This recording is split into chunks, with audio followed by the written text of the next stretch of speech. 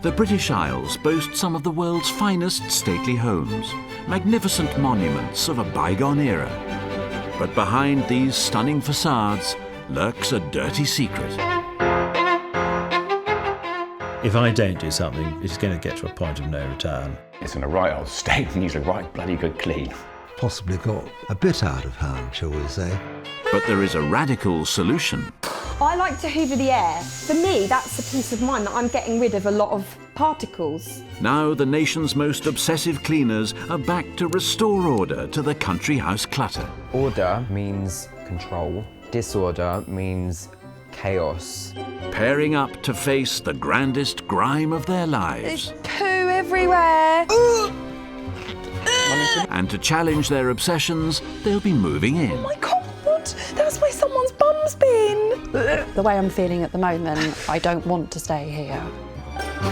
Right. The compulsive cleaners have just 5 days to clean up these rotting rooms. He's a dirty pig. I think she's being a little bit fussy. Can they change the fortunes of these mouldy mansions? Oh my God, look in the bottom of that toilet, for God's sake. Or have they finally met their match? This is where they butcher people. There's only one boss in this house, and that's me.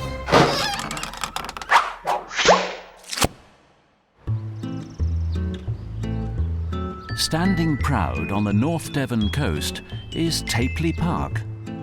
Belonging to the Christie family for 4 centuries, this Queen Anne mansion was once the centre of Devon society. But over the last 25 years, it suffered a fall from grace at the hands of the latest incumbent. Some people might say that I'm the black sheep of the family. I just see it as, I probably am actually. Hector Christie took over the 200-acre estate at just 24. With a large house at his disposal, he threw open the doors and moved his friends in. We had some fantastic parties. It was very much a sort of like it was a new agey rave scene, if anything. And then we had all the new agey types coming up, and there was like rebirthing, there was tarot, there was like healing, you name it, it was going on up here basically. Hector's house also became the headquarters for his political and environmental campaigns. Why were you protesting, sir? I'm protesting because it's an illegal war in Iraq. Nowadays, Hector runs the 200-acre estate as a self-sufficient community, with around 20 members living and working in the grounds. Go on, hi! Go on then! I've always felt guilty about inheriting so much when so many people have so little. So I've always filled my house up with lots of people, many of whom have been homeless. But the house has paid a heavy price for Hector's lifestyle. This table here could be deemed to look a bit of a mess. But funnily enough, I know where everything is. For example, I got my toenail scissors, incredibly important thing to have next to your desk. A letter there from Prince Charles, I think. Don't know what it's about.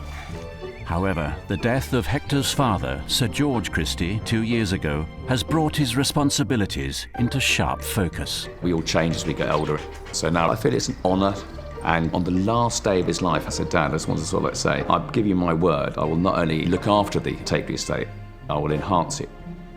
And Dad said to me, I said, oh, God, heck, he said, I'm so lucky I got the most wonderful sort of like family and emotion that he'd never ever shown in his life before. To herald a new era for Tapley Park, at the end of the week, Hector will throw a masked ball for the cream of Devon society, many of whom remember the house in its heyday.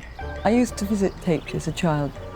It was so lovely and old-fashioned and special and grand in a way. We'd have to take our shoes off and leave them on the doorstep, so we'd tiptoe through everything that's shiny and polished. After 3 decades of neglect, Hector needs help to bring Tapley Park back from the brink before his guests arrive. This is a long overdue situation, and I admit that. And one of the major problems I have is that there is so many things in the community going on. Our water's like not working up there, the solar panels packed in, drop everything, that I don't really think about what's under my own nose in my own home. It's in a right old state and needs a right bloody good clean. When it comes to giving houses a bloody good clean, there are few people more committed than Carly from Hertfordshire. I like to hoover the air because you're getting it before it hits anything. For me, that's a peace of mind that I'm getting rid of a lot of particles. Carly was diagnosed with OCD at the age of 12. I've always had a fear of dust. I don't like anything I feel is going to enter my face. If I could walk around with a mask like Michael Jackson, I would. I think that was a brilliant idea. But Carly's not alone in her obsession. Rob Anacreonte from Burnley spends 5 hours a day cleaning his home. My most favourite cleaning product is bleach, and that's just because I'm kind of a bit of a germaphobe. I can get up to 15 bottles a week. Although bleach can kill nearly 100% of bacteria, it should never be swallowed or used to clean food. Anything that comes into my home will get the bleach treatment. Bottles of milk, fruit, vegetables. For me, I can't touch it before it's been completely sanitised. But for Carly and Rob, a life of obsession has begun to take its toll. Life's lonely, and it does have an effect on you because you sacrifice your friends and a lifestyle. I've had times where I haven't even been able to get out of bed because it's been that difficult to face the day because of it. And I feel like I just want to live a somewhat normal life. To overcome their conditions, Carly and Rob are teaming up to tackle the mountains of dust and germs at Tapley Park Country House. This is a golden opportunity to challenge this obsession. But I don't ever go away from home. I haven't been on holiday in years because everywhere I go has to be 100% sterile. I'm just taking a few reserves just in case I run dry. So to leave the comfort of my own home, where I have total control, absolutely fills me with the fear of God. I've had therapy, but I've never challenged myself to this degree. I've got to take pillows, quilts. I'm going to take about 6 of these pillowcases because if I am going to make it through the nights there, I know for a fact each day I'm going to have to bin these. I am literally going to be facing my demons head on, and that is something I've never done before. Carly and Rob will be spending 5 days staying at Tapley Park as Hector's guests, both eating and sleeping in the house. How do you feel, Rob? I just feel really nervous. It's like stepping into the unknown. Are you excited to meet the owner? Yeah, I imagine them to greet us with a gun. And I imagine a cigar greeting us. Not just a cigar, but the man with the scar. Right, here we go. Is this all theirs? This is humongous. I'm actually not overly unimpressed right now. Wow, look at the house. It is like a bit like Downton Abbey, isn't it?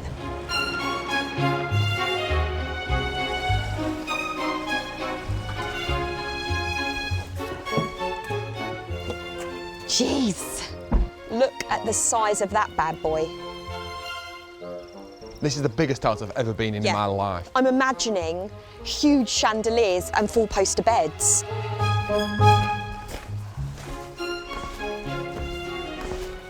Oh, it's really dark, Rob. Where's the chandelier? And look, is that a spider on the wall? Yes, it is. Now imagine that crawling in your underwear at night. Don't.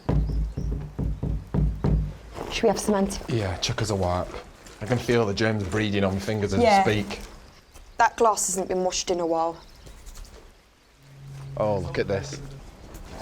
Hippies, use back door. Hiya, hello.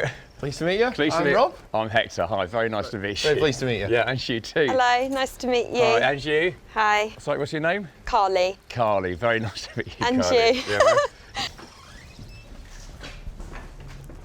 To show them the state of the house,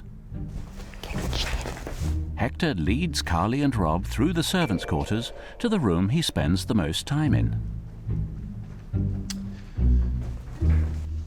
Right, I'd like to show you the library. Wow. What's that smell? Oh, it smells like dead people. Maybe that could be a little bit of food seepage, possibly. Oh, it's real. No, it's actually real. It's not. Sheepskin. Obviously, it's been sort of like gutted and stuff. Is but that its this is face? real. Yeah, yeah. And if we actually turn it around, you can see that part of its bottom's missing. That was the bull terrier that I had before last. Took a bit of a shine to the sheep's bottom. For me, walking in here, Hector, I feel sad actually, because you've got this magnificent property and it's a shame to see it like this.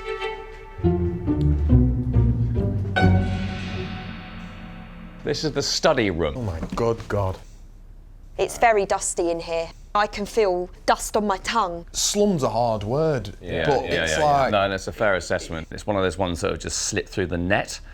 A big hole in the net. There was, and you know, I blame the net. Welcome to the Tapley kitchen. Wow. This is where food is prepared, and this is where we also dance on the table at 2 o'clock in the morning sometimes. It's really cluttered. I don't even really know where to look. I mean, that light is absolutely filthy. There's a lot of spiders living in that, and they're dropping on your spag bowl. I genuinely believe we need a few bugs and things to come into us to stimulate our antibody production. I don't think I could actually eat anything out of that kitchen because it's not hygienic enough for me to prepare food. Staying for the next 5 days, the cleaners will be expected to tackle decades of Hector's filth and clutter. The house is a million worlds away from what I thought it was going to be. Do you want to sit down on the sofa? And it's so sad because what could be such a beautiful manor home, it's so run down. Before he'll let them get stuck into the clean, Hector lays down a few house rules. First of all, please don't throw anything away without showing it to me first. Please do not feed Wayne, the dog, anything. Don't leave shoes on the floor because Wayne will chew them. And only use Bio-D cleaning products. I mean, we don't want any bleach or anything like that, for example. Yeah, that will be a struggle for me because I use, on average, about 15 bottles a week. Really? In my home. My goodness. 15 bottles of bleach a week. Oh my goodness me. Right. You know, I genuinely believe that he's in danger of making himself very, very ill and, you know, probably shortening his life. Before the cleaners can consider staying the night, there is one item of kitchen equipment that needs dealing with straight away. I might stand back for this one. Oh, what is that? It looks like old mouldy food. Oh no, you don't. That one has been there for a while, so That's mould growing on there. I think we'll leave it in the fridge, but I promise to eat it tomorrow. Oh no, come on now, Hector. You'll need an ambulance if you eat that. I will not waste any sort of like healthy looking food, don't worry. Oh dear. That's absolutely fine. 10-second rule. We'll put that... Oh, Hector, come on now. No, please. waste not, want not. No, Hector, look, it's got all other bits of food from the fridge on it. Well, just to prove, I think it's safe. I mean, to me, that's absolute nectar. Now, behave now. What would be the point of putting that back in the fridge? No, come on. Hector, if you eat that, I'm leaving. I won't do it in front of you. What I'm going to do, I'm going to neatly wrap it back up. Oh, please, Hector, I'm begging you. I cannot waste food. This is my obsession. Please tell me, Hector, that is not a carrot. You just have to dig a little bit deep and then you can work out what sort of vegetable it is. And there, you see, it is a rather old carrot that happens to have gone red on the outside. Stinks. If you weren't here, I will cut the outside of that off. No, it's getting silly, this. Look at this. I mean, it's like a cooked testicle. That's a bit of pheasant. No, this is too much. I'm not. At this point, I'm utterly speechless. Get a whiff. If he isn't willing to throw out a mouldy piece of cheese, the fear is we're going to have this challenge throughout the whole house and nothing is going to change. But for OCD-diagnosed Carly and germaphobe Rob, the biggest challenge is yet to come when they see the bedrooms that Hector's prepared for them. Right, Carly. This is your room. The bed's a bit like a coffin, isn't it? Have people died in that bed? Not as far as I know. Oh no, there's a bug on the bedding. Oh no. There's a wee stain, there's a urine stain on the bedding. And that to me looks like a poo stain. I wouldn't stay in this bed if you paid me £1 million. Let's show you Rob's potential room, then you can make a decision. Okay.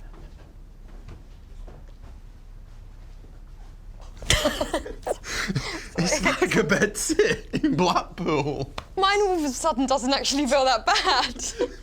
I was really hoping for a 4-poster, if I'm being quite honest. I thought all rooms would have 4 posters. There's a lot of bits in the bed, isn't there? There's a lot of, like, bits. Look at that pillow. Oh, no. They got such different standards to me, and even though I thought I got those rooms absolutely 100% spotless, you know, my sort of like levels of hygiene seem to be considerably lower than theirs. There's nothing indulgent. No. Like, I was expecting chandeliers and I was expecting a roaring fire. It's like ordering fillet steak and they bring you a piece of rump and say, oh, there you go. I wouldn't have said rump, I'd have said a bit of chicken leg from KFC. Something the dog would leave. That bit of meat in his fridge. That bit of pheasant. Yeah. After it's come out the other end.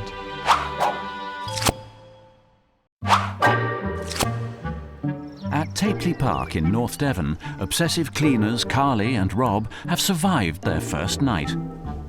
But only by using their own brand new bed linen. Where the carpets are really damp, that's why we've both woke up feeling chesty. There's like dew on the beds and I don't do well when it's cold and damp. And it's that what's knocking me. I feel like I've smoked about 100 cigars in one hit. What we're going to do for breakfast, because there's nothing in that fridge. I've got these cereal bars. God. Who'd have thought, country house and we're dining out on brunch bars. I thought we'd be walking down to a buffet with silver service. I mean, we're in a country house. I thought that, you know, there'd be someone sort of knocking on the door, asking what we'd like, you know. How did we get it so wrong? With only 4 days until a masked ball to put Tapley back at the centre of Devon society, the cleaners must prioritise the rooms that will be used for the party. The study, the kitchen, and first of all, the Grand Library. Once it was one of the most celebrated public rooms at Tapley.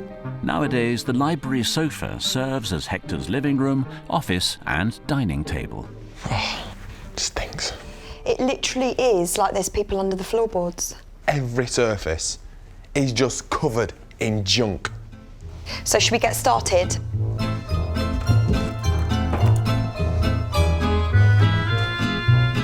I'm chucking all this. I'm chucking everything. I've got to be careful because I mean, to me, that would be rubbish to me, but... Oh, that's going, Rob. But I know, but I can't chuck anything. Oh, hi, Hector. They're all right. Probably best I'm not in here, isn't it? Oh, it's definitely best you are in here. Oh, right. I think what we're struggling with is knowing what exactly we can keep and what we can throw out. No, absolutely. Yeah, and I'm fine. feeling like there is an awful lot of clutter and rubbish in here that definitely needs to go in the bin. I hope you don't mind. I'm just going to retrieve that little one there. Oh, no, Hector, because... That's still got some garlic mayonnaise in it. And this, I'll take the whole lot out. We do need to kind of stamp down on things now to get this done. I mean, this pillow, I think we need to throw this, Hector, because there's poo stains on it. No, that's just like wear and tear. No, there's a poo stain there. So should we throw this? No. Let's try and get this table cleared. Right. Yeah. So this is all for the bin. Hang on, there might be a few left in that one. No, there's none. Oh, that's gone mouldy. Those are too good. Those are sort of, those are entire. Right, what about this? This stuff here sand is very good for your brain. I put it on my toast when I remember. It looks like sand. It looks like, it doesn't taste great either. Oh, this says it all. You're going to have these, real ones of these, crawling over your table before you know it. Could you just press its tummy for me? Can we throw this? Because that's wet. No. That's for me standing on because I've got a broken foot. I'm absolutely seething because I've come in wanting to get things done and we're just, again, talking about health foods. So what's this? This is spirulina tablets, which again is like very... I know what spirulina is. And I don't know if Carla's encouraging it a little bit, to be honest, because she's talking about things and it's just prolonging what we need to get done. What do you think we should do with the bird food? Oh, no, that's from Nature's Nutrition. That is incredibly healthy.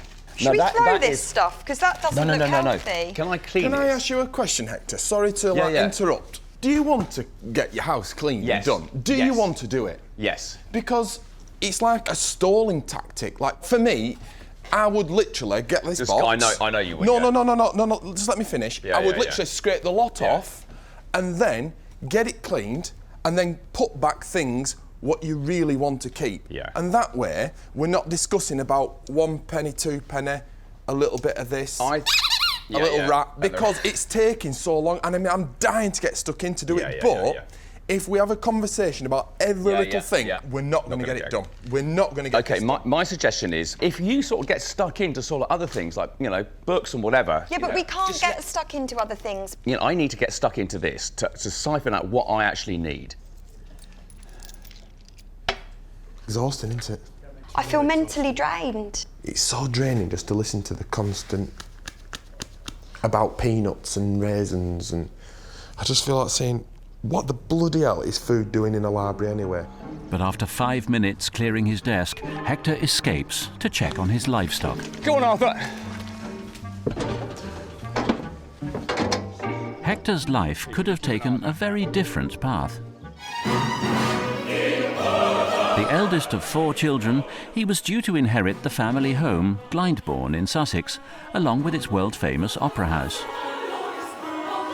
But instead, he opted for Tapley Park, leaving the opera house in the hands of his younger brother. I would not have lasted 6 weeks if I'd have sort of like, you know, tried to run Glyndebourne. My brother Gus is much, much better geared up, you know. Gus actually said that Dad tapped him on the shoulder when aged 18 and said, well, I'm not quite sure about it. Heck, I think maybe you might be a little bit better. Perhaps Tapley was a place he wanted to be, with the farm, the land, and feel at home with the people around there. And he didn't want the terrible... Oh, it's a very rigorous responsibility running a place like Glyndebourne. Come on, Arthur. Good boy. With the coast clear, Carly and Rob have a second stab at the kitchen, which Hector shares with his 20-strong commune. Oh no. Please don't tell me they're cleaning their dirty socks on the Arga. This is where they cook. That's not a sock. It's rancid, isn't it? Rob, do you know what? I'm doing it. I'm not listening to his rules anymore, because these are a health hazard. In it goes. Goodbye, dirt-ridden sock. And I feel so much better for that. I've achieved something. The first thing we need to throw away is that dirty old banana there. I'm sorry, but Hector's not going to miss that. Date bread roll, just in case. Look at this. Tell me. He really doesn't throw anything away. It feels greasy to touch. That looks like it's been down the toilet. Pop it in there. Why would you have a flea comb sitting by all your cutlery? Having thrown out the junk a day and a half in, Carly and Rob can finally get down to some serious cleaning. It stinks, and all the water stinks when you tip it out. It smells like really bad drains. It smells like a sewer. Oh. It feels now that we're moving in the right direction. We might actually get some real deep cleaning done and actually get this home to a nice level of cleanliness. Finally making some headway, the cleaners call it a day. Oh my God, I cannot believe what they've done here. But an hour later, Hector is back from the farm. Hi there, hi, how are you? Where's everything gone? Because obviously there was one that was for throwaway. Did you throw it away? Not all of it. There was 1 or 2 things that was salvageable. This obviously was like, you know, a priority. No. The way it's worn down makes it a much more effective scrub. So I will, you know, just like leave that. I did notice that the socks have come back out. These socks really need to go in the bin. There is a degree of sentimental value. Of those? Yeah. Now, there was a pair, but I can't find the other one. So that's why this one's come out. Okay. So anyway, I think it's probably enough about the socks. If I could sort of like maybe put this and then dispose of it later, you know, in the bedroom. I do feel like you haven't really thrown anything away. Obviously, the kitchen is a very personal thing. So I think, you know, you've done all you can in the kitchen. Because I think, you know, like, the kitchen has got all my memorabilia and history here and everything. you know. That didn't really go as planned. Yeah. Hector has basically said, there's no more entry into my kitchen. I'm not the type who's going to stand there having a slanging match or anything like that, you know. But it's our kitchen, but you know, and you know, we've got to live there and everything like that. I'm screaming inside because really all I want to do is get stuck in. It's like taking a child to a sweet shop and giving him a bottle of water. You know, it's cruel.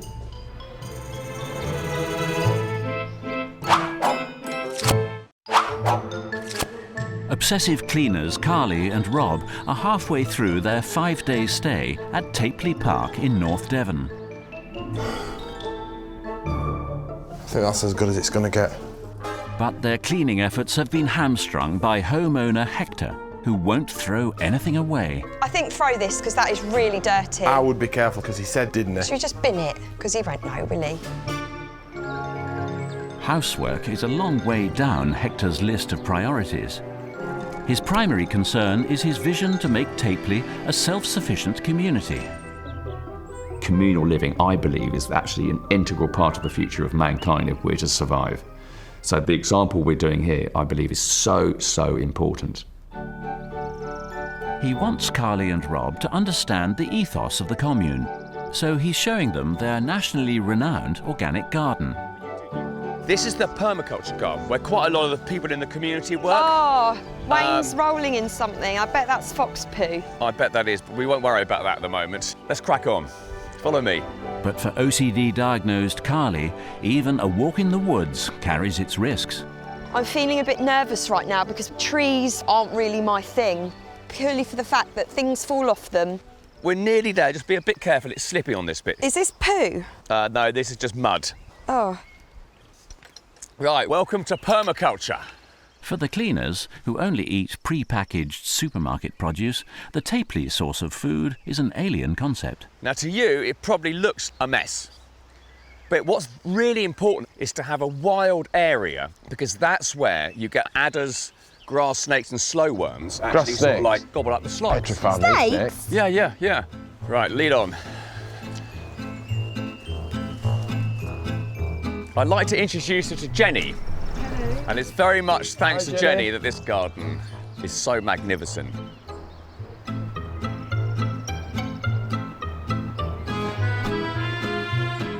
And we still got raspberries. Would you like that one? No, thank you. Did you eat that? Oh, that's lovely. Are they quite bitter? No, they're really sweet. Sweet. How does it feel like being here every day? I mean, just around everything. I love being here every day. Do you not worry about picking things off the ground and eating them? Actually, I'd be more worried about vegetables from a supermarket because of the pesticides and chemicals. She's so calm. And I guess that's kind of what I want to strive to be a little bit more like. Not this kind of like, Carly, where I'm worrying about this, worrying about that. Can I do this? Can I do that? She was just like this. At home, Rob won't eat anything without first bleaching it. Actually, Rob, there's one very small one here. I think it's got your name on it. Go on then. You're going to be so ill tonight, Rob. You're going to be pooping out raspberries. I just feel if I don't try it now, I never will. Right, that one there. I'll just give you a bit of a taste.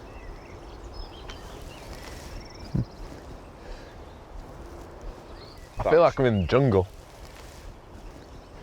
Normally at home I like kind of sterilising my food and everything, but I find myself just picking food off trees and eating it, which is an alien concept to me.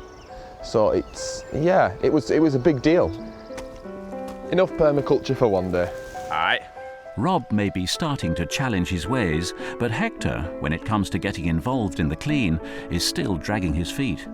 So Rob has devised a new strategy. You know, this is a library and the books are thick with dust. I don't think Hector will respond to being dictated to. I think what I want to try and do is ask about the importance of these books, because I think he may have forgot the intrinsic value because he's been brought up with them. So for me, that's my way into him. Do you read these books? No, I don't read them. Because they look there's some old books here. Oh, there's some beauties. You know, and I bet there's some here worth quite a lot of money. Yeah. The majority of the books were acquired by my great-grandmother. Really? So, like, they need to be looked after because You know, it's a nice thing to pass on, isn't it? Hector's great-grandmother, who lived at Tapley for 50 years, is a key figure in the house's history. As well as building up an impressive book collection, she also amassed the UK's largest private collection of furniture by the revered 19th century designer and socialist William Morris. She was very strong and slightly eccentric. She became very close friends with William Morris, and apparently together they were plotting on a revolution even in the late 19th century against already the big corporate companies, which, I mean, Hector's followed in that vein. One of the most important things to me is actually to do my great-grandmother Rosamond proud and really to build on the legacy that she's actually left. And by the time I sort of like hand over or whatever happens to me, you know, I'd like to like, you know, done what she would have wished me to have done. But cleaning antiquarian books is too specialised for even the most obsessive of cleaners. So coming to show them how it's done is book conservationist Dawn Tregellis. Right, Dawn, I want to start by saying, please excuse the mess. My goodness. It's a very impressive collection. When do you think these books were last cleaned? It was 5 generations back. They should be well cleaned, about twice a year. Oh, really? Right, okay. This one would be a good candidate to have a clean. 1750. That's right. Look, dirt. So we need to turn the book up so that we're not pushing the dirt back into the book. Oh, wow. I know, it's amazing how much will come off. This is a leather dressing that I've made myself. The best thing for an old leather book is to be handled as much as possible. Is it? Because of the oils from your hand. Oh, right. But I don't think these are handled on a regular basis. No, not at all. No, no. So therefore, I just thought a little tiny, tiny bit, just on the bit that's exposed. Look at that. My God. Can you imagine that whole set done? Yeah. The difference is incredible. So those two are looking quite nice, aren't they? Only another 10,000 to go. I know. I think you've got an amazing collection, Hector, but they need a little bit of tender love. Normally it's such a daunting prospect to know what the hell to do with those books that you end up almost blanking out that they're there and just thinking it's almost like wallpaper. But I actually now feel a lot more confident about passing, you know, those books on in hopefully a reasonable state. Hector is starting to realise the value of what Tapley holds. See if this one works. Nah. But he's also beginning to see that not all of his possessions are to be treasured. Bottle opener. Let's be ruthless about it. While he returns to clearing the desk in the library, Carly and Rob head downstairs to tackle the study, which for the last 10 years has been used as a dumping ground. I mean, it's this sort of thing, Rob. The scent coming off of that. It smells bummy. That's a big step, smelling that. I wouldn't have done that when I first came in, that's what I'm saying. As the cleaners can't throw anything away without Hector's say-so, they move everything into the hall so they can get stuck into cleaning up years of grime. Rob, you should see the dirt that's coming off this desk. Look at that for dust. That's all dust. That's the size of a small baby.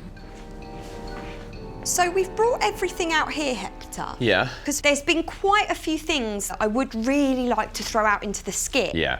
I mean, obviously, this bit of cardboard that's covered in mould. Yeah, no, that's not a problem. I found this. I think it's like an old LP player. Yeah, no, fine. There's things like this tea cosy, because realistically... Yeah, no, fine. Are you happy to throw that? Yeah, definitely. Wow. Yeah. I'm very impressed. Yeah. And then I was thinking, like, these cushions. Oh, it looks yes. like the rats have been at them. Yeah? Yeah, definitely. I wasn't expecting it to be this easy. I feel like we've made some progress, Hector, I really do. I'm elated. I mean, from the point of him not being able to get rid of a coated raisin in yoghurt to he's now being able to throw away cushions from a sofa.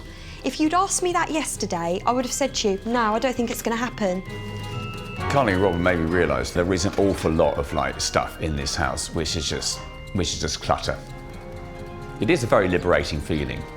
There's a change of energy. You know, there's a definite change in the air. It's the last night of the clean. Hi, Hector. How's it going? And Hector has one final challenge for Carly and Rob. Would you allow me to cook you supper tonight? It'll all be like our own produce. I'd be delighted. Right. I'd be delighted to accept your offer. What about you, Carly? It's probably just going to be that little bit too much. Okay. Too far for me. But you'll have the fine company of Rob. I'll see you in a minute. What do you think I've let myself in for? You never know. I mean, it might be quite tasty. It's difficult for me to eat food somebody else has prepared because that control is taken away from me, and I find myself wanting to control what happens at all times. So it genuinely is tough to do, but I really want to try and use every minute to really push myself further and further. The thing I have the real issue with is the worrying about if the vegetables have been cleaned to how I'd like to clean them. And it made me realise that I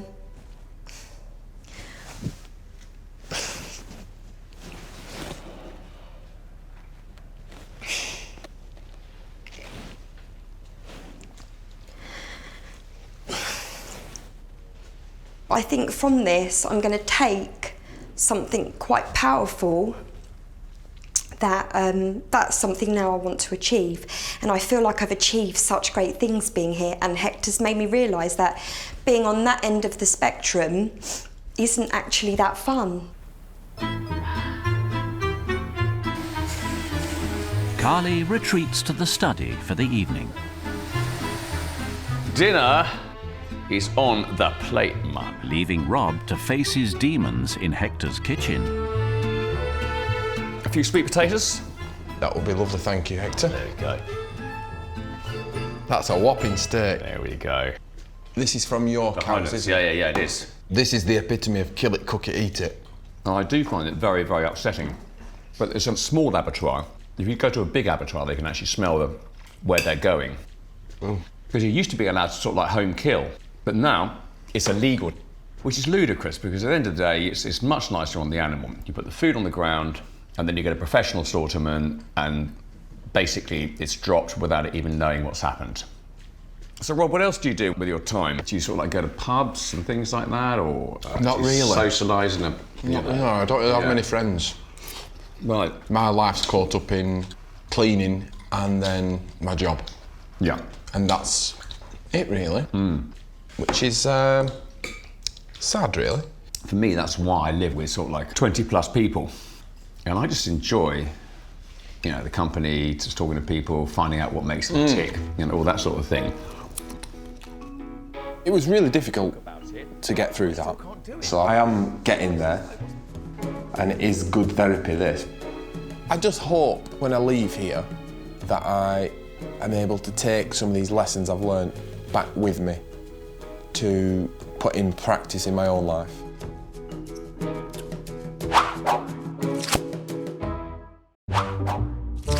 Hi, Hector. We've managed to find a lot of stuff for the skip. My God! It's the final leg of the 5-day clean. First thing to go has got to be that sheep, actually. Tonight, Hector is throwing open the doors of Tapley Park to host a grand masked ball. Can that go? Yeah, that could definitely go. Yeah, that can go, definitely. Yeah, no, go. With just 9 hours till the guests arrive, he's finally rolling his sleeves up and getting stuck in. Are they your socks? Yeah. Oh! That's a big one for me. I know, I'm really proud of you.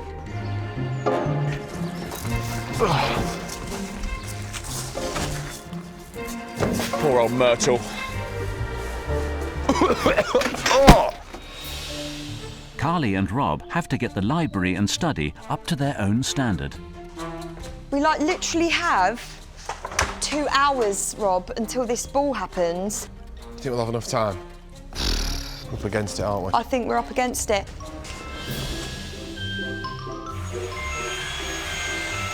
Rob, look at that. That's bad, isn't it? The dust on these shelves, I'm not joking, you could stuff a mattress with it. After 5 days of cleaning and 130 man-hours, 3 rooms have been tackled. This literally is exciting me right now because I'm going to get these windows looking gleaming. An entire skip full of rubbish has been cleared. and not a drop of bleach has been used. Oh, this is so satisfying. Look at that bad boy. For nearly 30 years, the splendour of Tapley Park has been fading away at the hands of Hector. But not anymore. All of a sudden, it smells much more normal. Wow, wow, wow. Just 5 days ago, the library was overrun with clutter and chaos, and the historic collection of books coated in decades of dust. Now it's been cleared, vacuumed and polished, with the antique books the focal point of the room once more. The kitchen was the grimy hub of Hector's community, with a fridge full of rotting food and surfaces laden with clutter. Now it has a freshly cleaned fridge, a sparkling sink, and a gleaming, sock-free Aga. The study was the most cluttered room of all. The desk hidden behind broken furniture, mouldy cushions, and cans of tomato soup. Now it's an elegant, clutter-free workspace, from which Hector can manage his estate.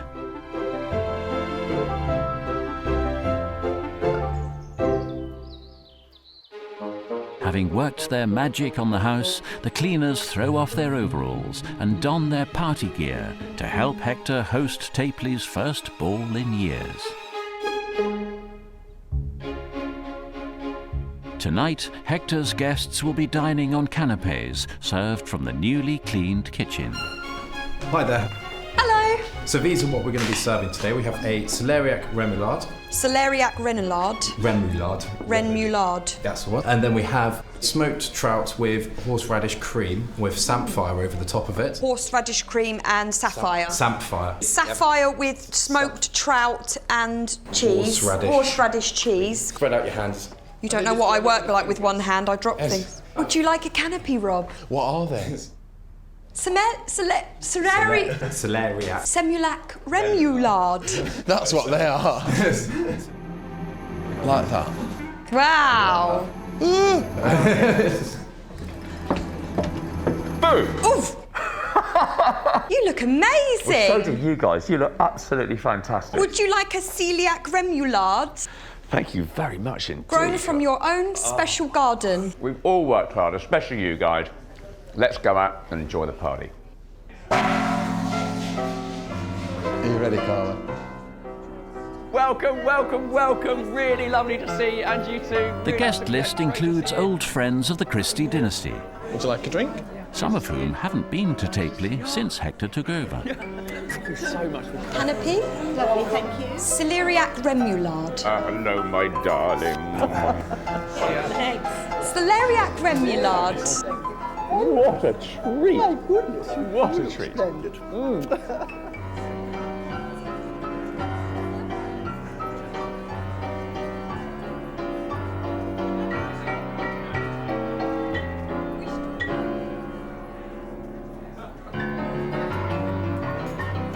Right, please come in, please come in.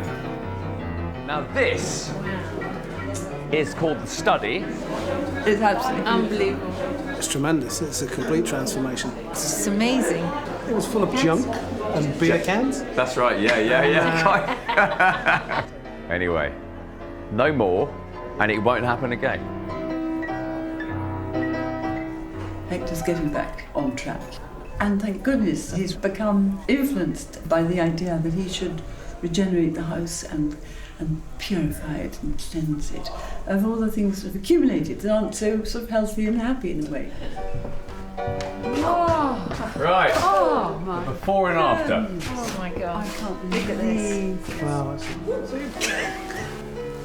Your Aunt Rosamond, she would be so thrilled that you're gradually transforming the place back to the one she knew. So this is a rebirth of the house, isn't it? Transformation is coming back. In a funny sort of way, when it comes to this house, my life starts now. The energy in that room is so different, and the same obviously with the study room. Now I want to go into the study. I think, I'll make that my office. I've never done that before, so My dad especially would be really relieved about it. After 5 days of obsessive cleaning, Carly and Rob's stay at Tapley Park is coming to an end. I'm going away from this knowing we achieved what we wanted to achieve, but also I'm taking away a lot of positives. Being around so much dust, literally where you're like this through the dust, it's made me realise that when I go home, a small amount of dust, I might be a little bit more relaxed on. Slow roasted belly with sea buckthorn. I know now that I can see a clearer future, and actually, I can just knock that OCD down. I've never cleaned so much in my life. I'm going home and I'm going to sleep for a week and that's it. If I have to sleep in a dirty bed, then so be it. This house has had a profound impact on my cleaning obsessions. I think the future's bright if I can take a little bit of this and a little bit of my life and marry the two. I think I'll be okay.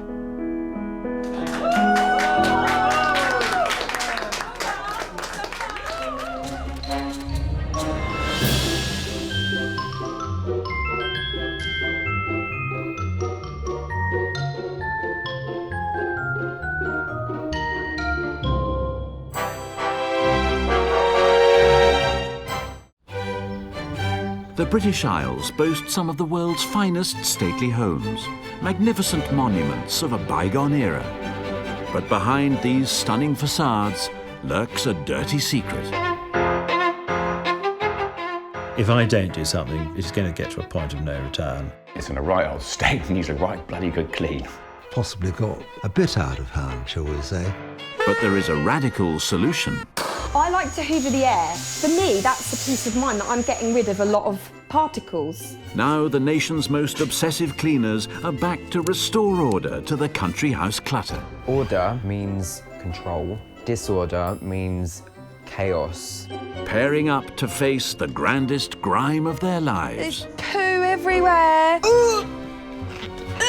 And to challenge their obsessions, they'll be moving in. Oh my God, that's where someone's bum's been. The way I'm feeling at the moment, I don't want to stay here.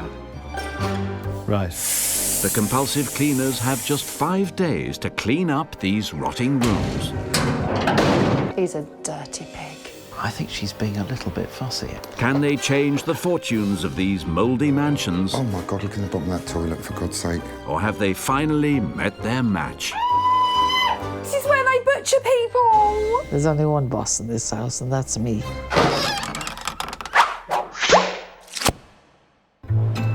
Nestled on the banks of the River Shannon in the west of Ireland sits Tarbert House. Originally built in 1690, this 8-bedroom Georgian manor has been the seat of the Leslie family for over 300 years. And the current custodian is 84-year-old widow Ursula Leslie. Well, I've been here 42 years, and you do a lot of living in 42 years. It's full of memories, the whole place. Ursula moved into the property in 1974, after it was inherited by her husband John, becoming the guardians of a house steeped in a rich history. Benjamin Franklin, Lord Kitchener, Winston Churchill have at various times stayed here. When Charlotte Bronte came here, she stayed in that room with her husband. She brought a writing set, so we call it the Charlotte Bronte room.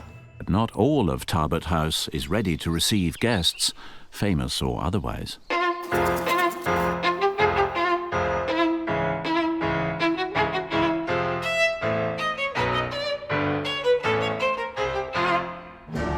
In the old days, they had 9 or 10 servants, and they kept it up to a very high standard. I'm not able to keep anything up to a very high standard. While the ground floor retains its Georgian grandeur, the upper rooms of Tarbert House have become dumping grounds. We have 100 years' worth of clutter to get through. I find it very disappointing to walk around here and see the place in such a state. She did a lot when we were young, and she was always up on the table with a floor polisher polishing the dining room table. I'm sure she finds it frustrating not to be able to do as much as she used to. To make matters worse, just trying to keep the elements out is draining her bank balance. It takes up an awful lot of your money. I did 100,000 on the roof the year before last, and 23,000 for the windows. I think it's very overwhelming for my mum, and I would say that the maintenance of the house is the biggest stress in her life. Every summer, Ursula runs tours for the paying public. But in its current state, she can only show her 3 best rooms on the ground floor. And now mounting maintenance costs mean that she must extend these tours to the upper floors. Well, if I had more rooms to show, I could charge them more, which would be very good for me. To put her plan into action, she'll need the support of the local tourist board. To have the heritage that's here and for nobody to be able to touch it or see it or feel it is an awful shame. With some effort, it could be fabulous again. There's a lot of work to be done here. At the end of the week, Ursula is planning a party to open up the whole house for the first time as a heritage destination. The party is very important.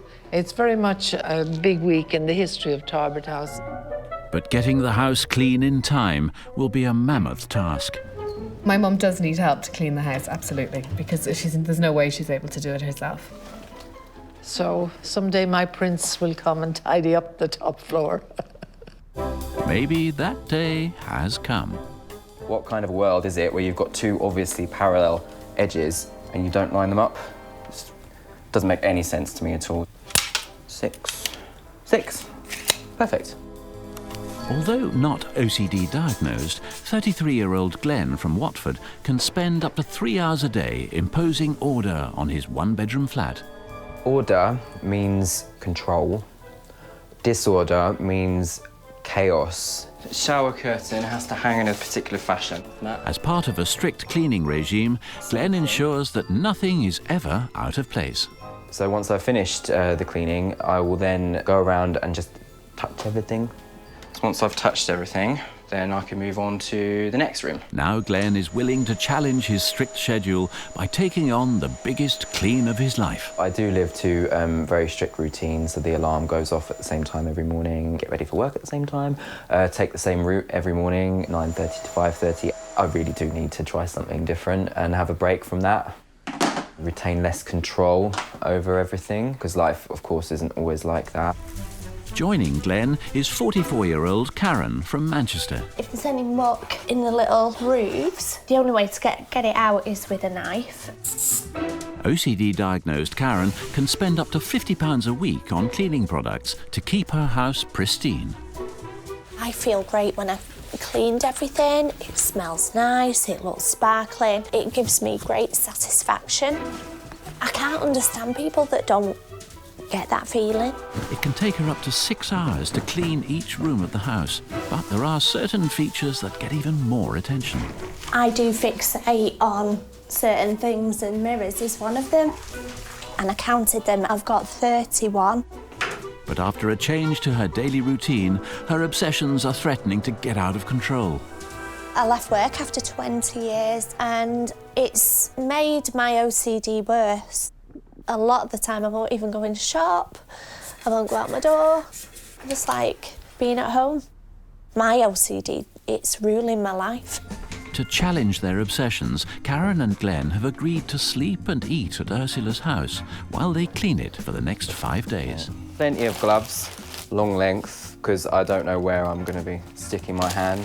I've never dealt with nobility or anyone posh before, so it's going to be a bit odd. I feel like I'm walking into some kind of period drama, but with added filth. I hope this is going to be life-changing for me and my habits. My worst fear is that it makes them worse. Glenn and Karen have taken on grimy houses in the past, but this will be their grandest clean to date. Oh, look, there. There's a country house. God, it looks a bit forbidding, doesn't it? Oh, look at all those windows. Brill, I can squeegee them. I've never seen so many windows.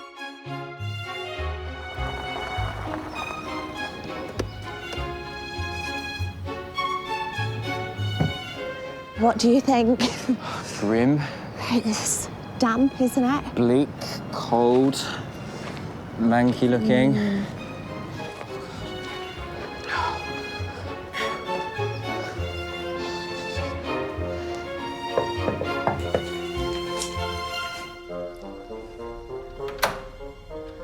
Hi. Hello. How are you? I'm I'm all right. Ursula Leslie. How are you? Hi, I'm Karen.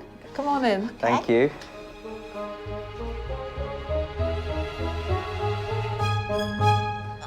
I just didn't expect Are you to shocked? see it. It's beautiful. It's just not what I expected. I just imagined the whole place to be run down. It looks sad from the outside, so that's why it's such a pleasant surprise to walk into this room, because it's really warm and inviting.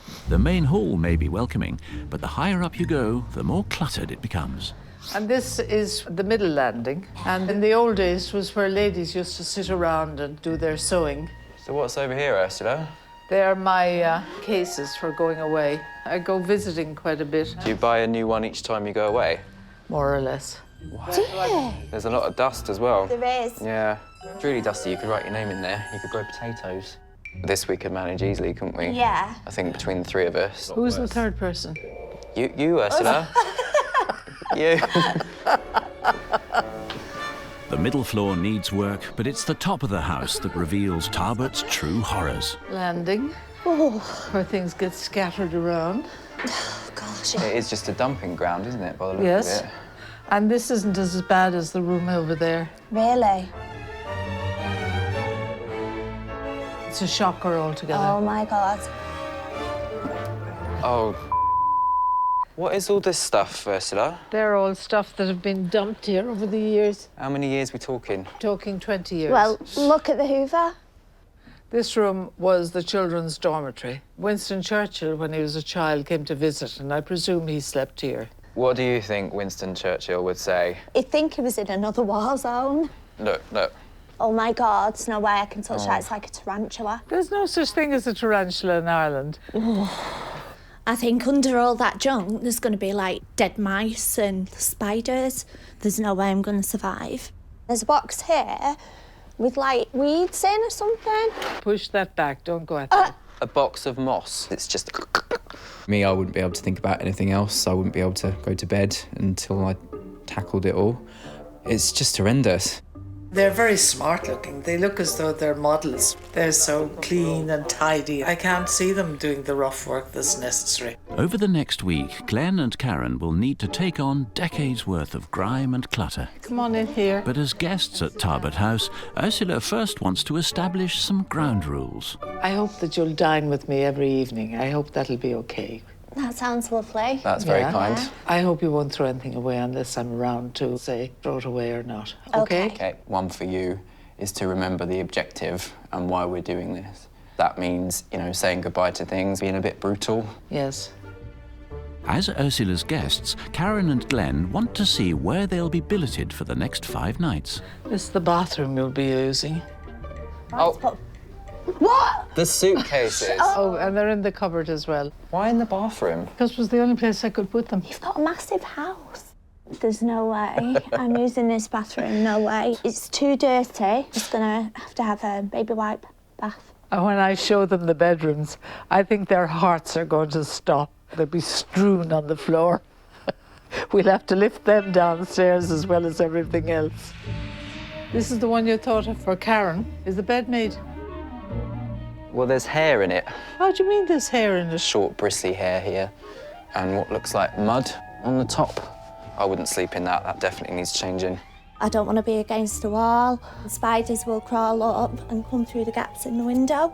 But if I put the bed in the middle, then it'll be my little island, if that makes sense. That's my head. This was a room for Glenn. It's failed already because there's a dead fly on the bed.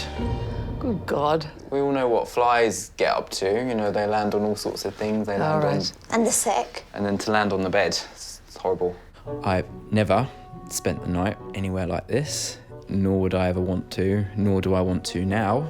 It's already dark, but Glenn and Karen have hours of work ahead before they can even think about settling down for the night. As well as cleaning the bathroom before I can have a wash, I'm going to have to clean the bedroom before I can go to bed. They set to work in the bathroom, clearing a path to the sink, before taking on the room's 2 decades of accumulated filth. I really want to get that clump. Yes. I feel good now that I'm actually tackling the bathroom. Dare I do this? Have you got it? All from the plug. As the clock ticks round to midnight, Glenn continues the battle with the bath, while Karen turns her attention to the toilet.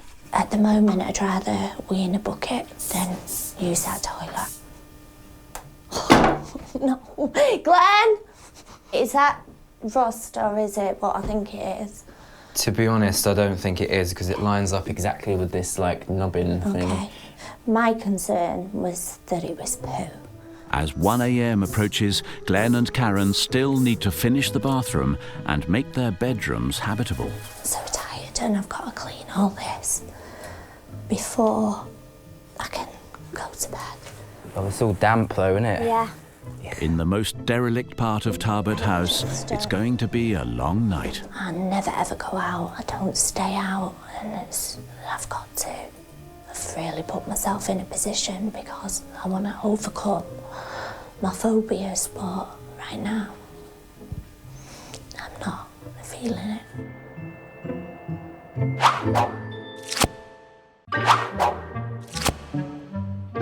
In the west of Ireland, obsessive cleaners Glenn and Karen have survived their first night at Tarbert House. There's all dead bugs here. There's years of bugs. That just makes me feel invaded. It's like Bug City. But not before staying up till 3 a.m. to get the bathroom and their bedrooms up to standard. I'll be glad when the week's over because this is not how I'd live. I'm missing home. Really missing home.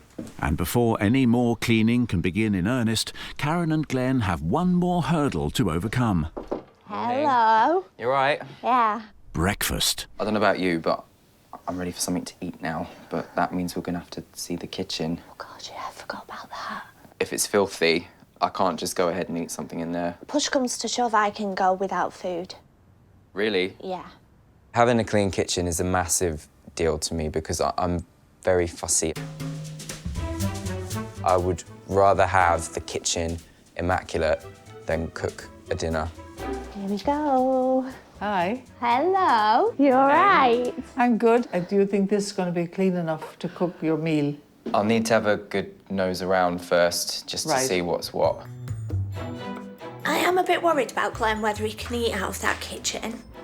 If your kitchen's not sterile, then bacteria and all kinds of things are going to be loving it in there.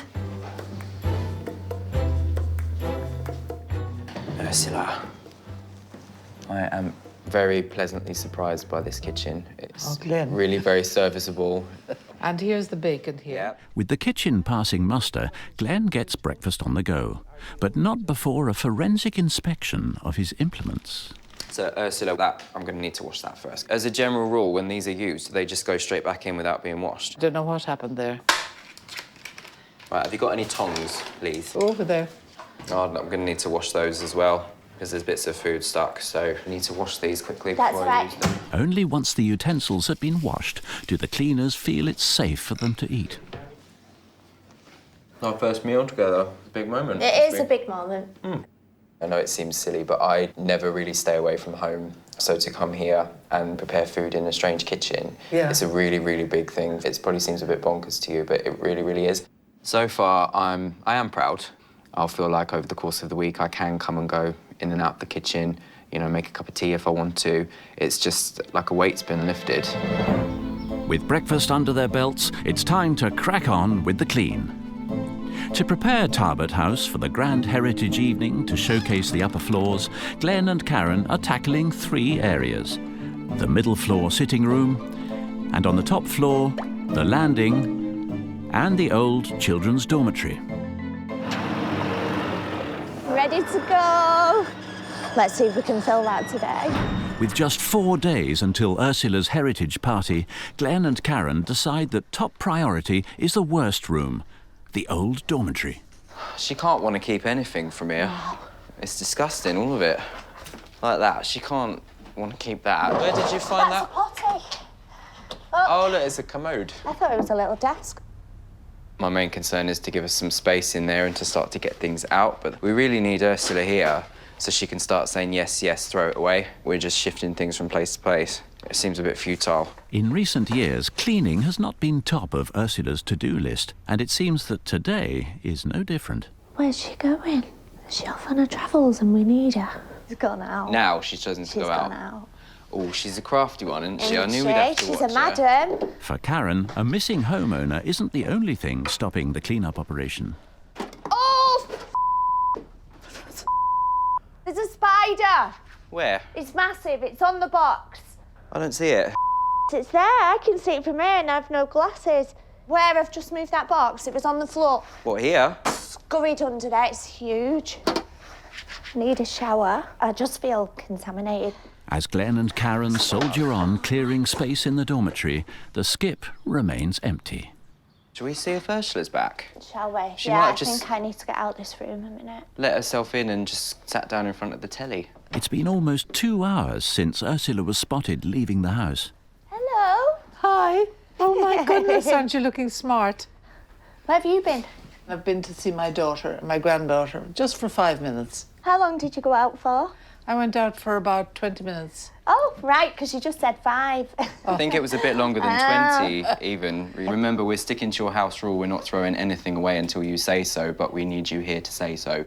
So, Do you want me to go now, is it? Yes, please. Where do you want to start? That thing can go. This long, in the skip. Yeah. Ready, Karen? I'm ready. Oh, yes. Can that go in the skip? Can. They can go in the skip. Yay! Now she's here watching. She said yes to all this stuff already within, what, 2 minutes? So if we keep that up, we're not going to have a problem. Finally, Glenn and Karen can get to work filling the skip. The tourist guide to Côte d'Azur. Doesn't look as though I'll be doing much of Côte d'Azur anymore. But before long, Ursula is getting sidetracked by memories. Oh, what should I do? Should I throw them out or keep them? I wonder to myself. Can't make up my mind. Ursula moved to Tarbert House with her husband John in 1974, initially commuting to London, where she was a successful barrister. I've always enjoyed living at Tarbert House over the years. I've never wanted to live anywhere else. After bringing up their 2 children here, now Ursula regularly has her grandchildren to stay. Yeah, I do love it. I can still picture my children in the hall here for their birthdays, playing pass the parcel and musical chairs and things for their birthday parties. So there are marvellous memories here. In a house piled high with reminders of the past, knowing what to skip and what to save is proving a lengthy process. It has slowed down because she's looking through all her individual papers. Just get rid of the cards. It's just collecting. How's it going, girls? It seems like the pace has slowed a little bit. It has a bit. What's going on? For Glenn, who uses a spirit level and tape measure to maintain order in his minimal home, the clutter is getting to him. This is exactly what I was afraid of. We're not here to admire a collection of items. We don't care, really. We want to clear as much crap out of here as we possibly can, and she's losing sight of that. We do really need to be a bit firmer with her, keep her focused, and crack on. This is the last bag I'm doing for the evening. Undeterred, Ursula calls time on the cleaners.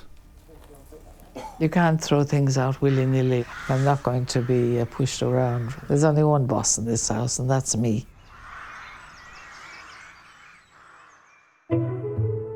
At the end of the week, 35 guests will descend on Tarbert House for a heritage evening to view its upper floors for the first time. Eventually, Ursula hopes to open up the entire house to visiting tour groups, bringing in more cash for much-needed repairs. But that means Glenn and Karen have a lot of work ahead. I can't imagine at this time that it's going to be ready, and that panics me. With the OCD, it hurts my head. You can't suppress the thoughts because they're there, and it's like catastrophising everything, and it's really hard to shut off once these thoughts are in my head that I'm not going to achieve it. It's dangerous. After a slow start to the week, the cleaners have decided that the only way to get the house ready is to divide and conquer. It sucks all the life out of you being in here. I could never have imagined a more unloved, uncared for space than this. While Glenn concentrates on clearing the old dormitory on the top floor, It's just a rotten old dust rag, isn't it? Karen takes on Ursula's stockpile of luggage. We've got overload on suitcases. They seem to be breeding. I do think Ursula needs to get rid of some. I'm going to put a pile on the floor, let her see exactly what she does have, and hopefully she's going to let go of some. Ursula! I've got something to show you. Don't peek yet. Right. Good God almighty. Now, all those small cases, I only bought those in the past year, so I'm not getting rid of any of those. Can we not pick? No, because different suitcases for different events. I'd be adamant about not getting rid of those. What about this? Would you? That one, that's the one you can throw out. Whee! No other. Come on. No wheels, you would struggle with that. All right. If you throw that out, it's the last of the throwouts. I'm going to put that in the hallway. That's the end of it. Maybe. I can't. Yesy. What about that one? Would you carry that? Yeah, I would. I like that. Oh, Karen, I think you're beating a dead horse here. I'm adamant about keeping the suitcases. I've got rid of 2, and that's about as much as Okay, what about I'll that go. green one over there? I love it. The suitcase standoff is over, and there's only one winner. 2 bags head for the skip, while over 20 are staying in the house. And the rest can go downstairs. Okay, that hasn't gone to plan. I've lost the battle today, and she's allowed me to get rid of 2. 2. Look at the lovely trim on it. And lovely shape. It's a very nice shape. I think I'll bring it in and put it away. She's attached to the most bizarre things. She seems to be not quite on the same planet as the rest of us. You know, she's like the logjam. She's stopping the real progress from happening.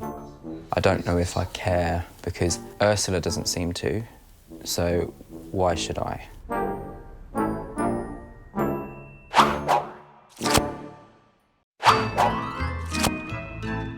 Cleaning-obsessed Glenn and Karen are now midway through their 5 days in Ireland, where they're trying to clear out and clean up Tarbert House, Ursula Leslie's 18th century Georgian manor.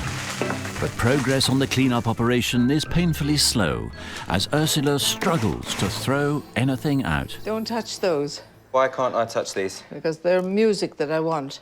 You haven't played these in a good Not for a while, no. I'm feeling time pressure. Yeah, I'm scared.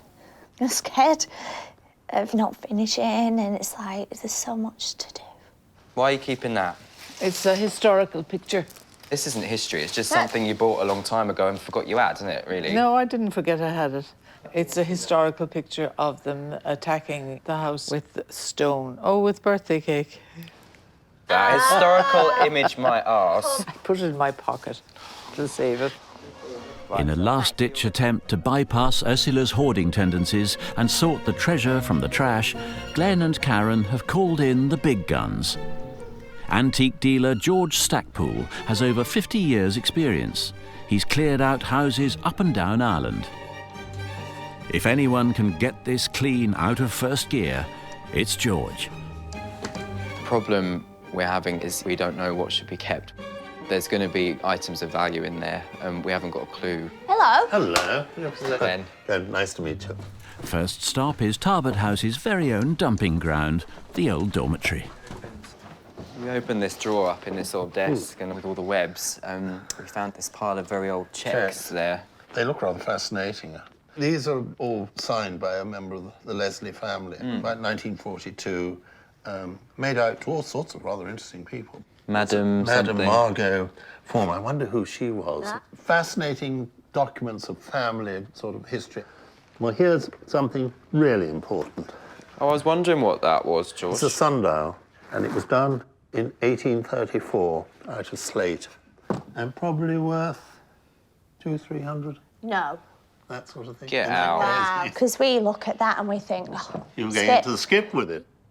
As George works his way around the room, the old dormitory continues to give up the secrets of its past. 2 marvellous buttons, I think, the Leslie crest. And they would have been worn on the butler or whatever, the footman's uniform.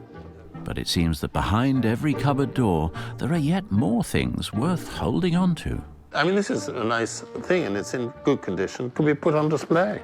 At a glance, would you keep this trunk? At a glance. Yeah. Yes. Oh, look, and here are the trousers. Lovely trousers.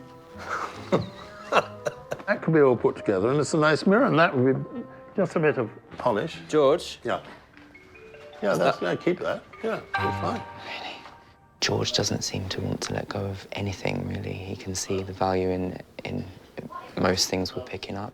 He's a lovely gent, but this part of the process is really me off because it's all moving too slowly. Get rid. It's a nice bit of Okay. kitsch. It's just not what I wanted at all. I was hoping all of it would just go straight out the door into the skip. So I'm losing patience and enthusiasm a little bit. There is a market for children's brands. Are you a hoarder? Yes. Glenn and Karen, I think, want to be really careful with what they are throwing out. It is a total treasure hunt, and it's a rather exciting treasure hunt. I think skipping is really a last resort. Worth keeping? Marginal. Marginal, right. I'll take that as a no, then. With the daylight fading, progress has once again been slow for Glenn and Karen. But despite George and Ursula's reticence, the skip pile is growing. I just want to see that skip filling up. You know, no messing around. For OCD-diagnosed Karen, who can spend up to 6 hours a day sponging down her mirrors and scrubbing her skirting boards, this is a far cry from her cleaning routine at home. Bad enough bringing all the crap down from the 3rd floor. Off. Just sick of it. I'm here to clean. I feel like a removal person at the moment. I think Karen is struggling a little bit with this because I know she's just really itching to actually get cleaning, and we can't, you know, because the dirt is under all the stuff. I'm actually sick of going through someone else's things, seeing papers and files. It's just hindering us. There's no end. I just don't see a light at the end of the tunnel now.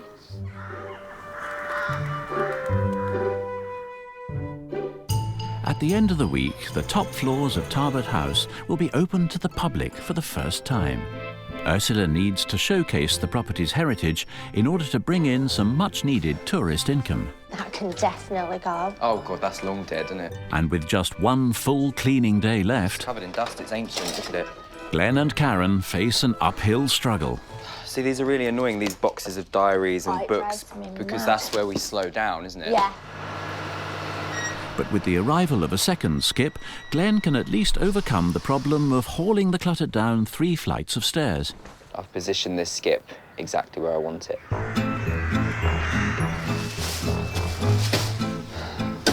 This is just so much easier.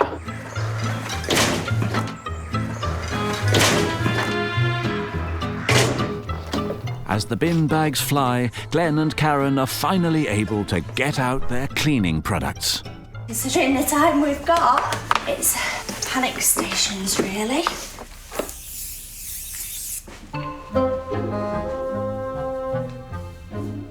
There's a big pressure to really get things done. The 2 cleaners are keen to get it over and done with. For Ursula's house to be ready for the party in just 2 days' time, she needs to get involved. I really want Ursula to sit with us and clean something. I would be happy with an hour, just so she's done something, so she can say, I helped. So why don't you park yourself at the table? Yes. Get comfy, because this might take a while. Yeah. And then we can sit and go through, chuck it in boxes, stay focused. Right. Yeah? Perfect. I've salvaged things that I should have got rid of years ago. They're working hard, so I should work hard too. This pile over here on this desk, we need your opinion. That can be thrown out altogether. Oh, that's a bonus. At last, it seems that Ursula is embracing her decluttering side. Going down to the basement? Yeah, why not? Yay. Ursula, what about this? Well, that's rather a nice vase, but throw it away if you like. What about these stones? Come on. I'll throw them away. Thank you. That was progress. That is decluttering. I saw it with my own 2 eyes. Pass me that book there, please. This is a book that I wanted to ask you about. I put photographs in it. Who's that? And that's my husband, John, and that's me.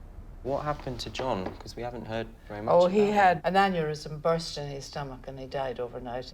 The death certificate said he died of shock from the pain. From the beginning of their 30 years together, Ursula and John spent every spare moment working on the upkeep of Tarbert House. When John and I got married, we came here on our honeymoon. The gates were in a bad state, so we spent our honeymoon painting the front gates.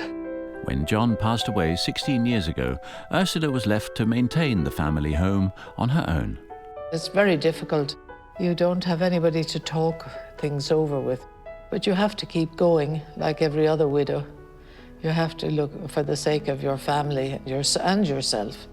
We met on the airplane. He was coming in and I was on the edge, which I wasn't going to move, and he said, "Move in." I said, "No, I won't. You move in." Why does that not surprise me? I can see now how, after John's death, she's not been able to keep on top of things. She's just learned to live with the clutter. Her life, it's all about memories and memorabilia and souvenirs and keepsakes and things. And, you know, if you suddenly lose your life partner like that, I can see how all the things would suddenly kind of rush to fill the void. Tomorrow, Ursula will throw open the doors of Tarbert House for a grand heritage event, which will bring the house's history to life. And to showcase this, she has commissioned a period play. Well, you know, in the old days, these houses were the centre of culture and art. Now, with the theatre coming tomorrow, I love that they're going to perform here. Glenn and Karen are heading off to see how rehearsals are coming along. I should be obliged to take time, sir. Before I could give you an answer worthy of your acceptance. Inspired by Charlotte Bronte's honeymoon at Tarbert House, Ursula has chosen an adaptation of Jane Eyre. Hello. Welcome to St. John's. My name is Joe. As you may have noticed, we're rehearsing a little theatre piece which we're going to perform tomorrow in Tarbert House. And we would love you two people to become part of the cast. And, I don't have to put an Irish accent on or anything. oh, God, no. This is Jane Eyre set in Lancashire, I do believe. OK, Karen and Glenn, this way. So give us the line, you, Glenn. Did the horse fall in Hay Lane? How do I say it? Say it the way you're speaking. Yes, coming downhill, it slipped. I can't say. And some ice. Have you got any glasses? Curtains up in just 24 hours. But at Tarbert House, the cleaners still have their work cut out. So we need to clear as much out as possible, don't we? We need to polish, we need to hoover. I'm going to start there, work my way around. That's the plan then. Perfect. The top floor landing has so far been untouched by Glenn and Karen.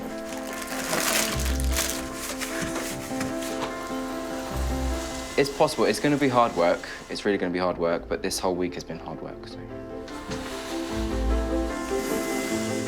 And as the daylight fades, the battle is still not won in the old dormitory either. Since day one, the cleaners have been struggling to clear space, fighting Ursula's reluctance to throw anything out. But as the bedroom now begins to empty, it seems that there really might be treasure to be had. A big box of love letters. My happiness would be complete if you would have said that you would marry me. How I long to have you here, what joy it would be. I would be as happy then as the days are long. With much love, my darling, ever yours, Walter. So beautiful. It is, yeah. So the next generation are not going to get all these love letters because everything's text. Something like that. I'm really happy to save. Okay. Suit ya? I think they're gorgeous. Those can be displayed somewhere. In her own home, Karen has banned keepsakes, fearing they collect dust and germs. Looks like a big pair of tweezers, but obviously too big. Let's see what that is. That is gorgeous. I don't like clutter, but do you know what? It's... Even I've been saving things. Karen, she's loving this. You know, she can really see the potential in everything. Oh, wow, look at the detail. Look how small. That can go on display because it's showing the history of the house. I can sort of see why these things have been kept. I'm really enjoying looking through these things. this whole week is changing me. I'm learning to ignore a lot of things in my surroundings. I'm learning that you don't have to throw everything away. I can't believe I'm saying this. I actually feel happy.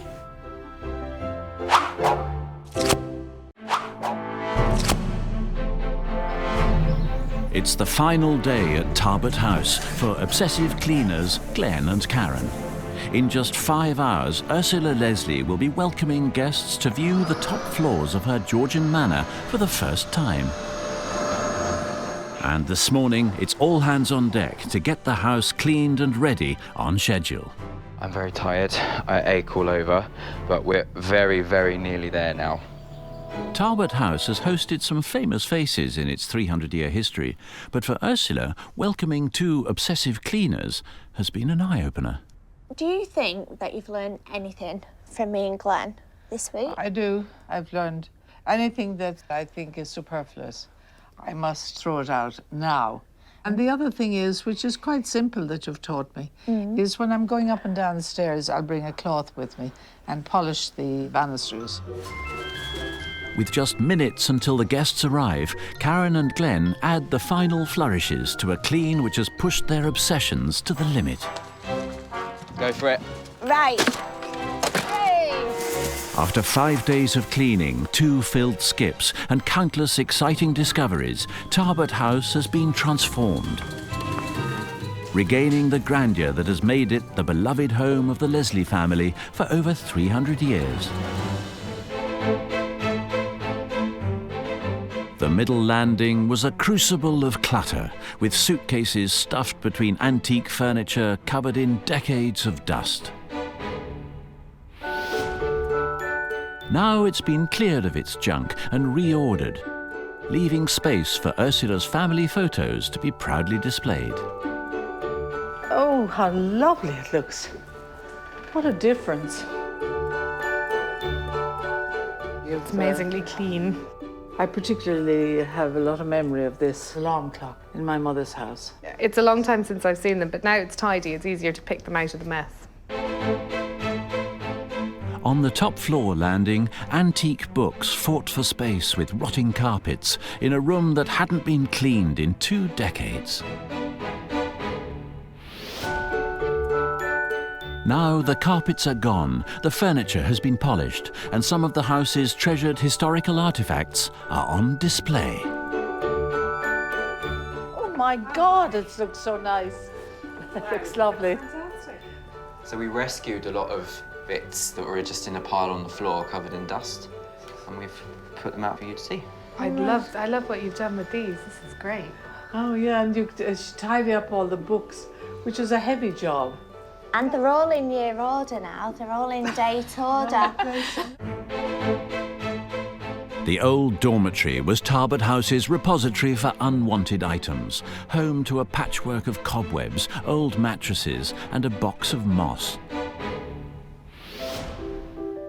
Now the lichen and insects have gone, and this is once again a welcoming bedroom for any guest. Oh my goodness, how wonderful. That's just fantastic. Really marvellous. Isn't it great, Olivia? It's amazing. I think it's just fantastic. It looks incredible. These letters are from my grandfather, Walter, to my grandmother, Doris. I've been dying to know who Doris and Walter were, because these letters are my absolute favourite find of the whole week. I just think they're beautiful. I've been chasing the post since Saturday last, expecting a letter from you every day, and at last it has come. My happiness would be complete if you could have said that you would marry me. Aww. I've only ever seen Walter and Doris in pictures, and they didn't look like a very romantic pair, so it's nice to have romantic letters from them. It's really incredible. Like, compared to what it was before, I mean, it wasn't safe or hygienic maybe to come in here. And I think realistically, we probably had given up on this room. So it's kind of amazing to see it the way it is. Ursula's guests gather in the main hall before the first ever tour of the upper floors begins.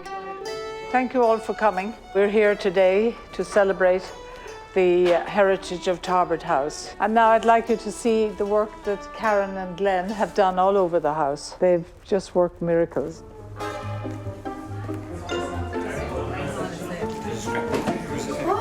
very nice.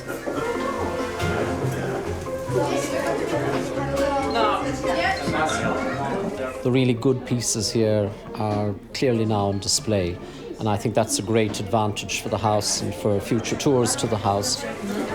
Extraordinary. They've done a wonderful, wonderful job. Gosh, it's a miraculous change, really. You can touch everything, you can feel the history. I will be sending loads of people over here to have a look at this house. It's fantastic. What a place. Magical. To round off the heritage celebrations, the curtain goes up on Talbot's own production of Jane Eyre. Did the horse fall in Hay Lane? Yes, coming downhill, it slipped on the ice. Get me a candle, will you?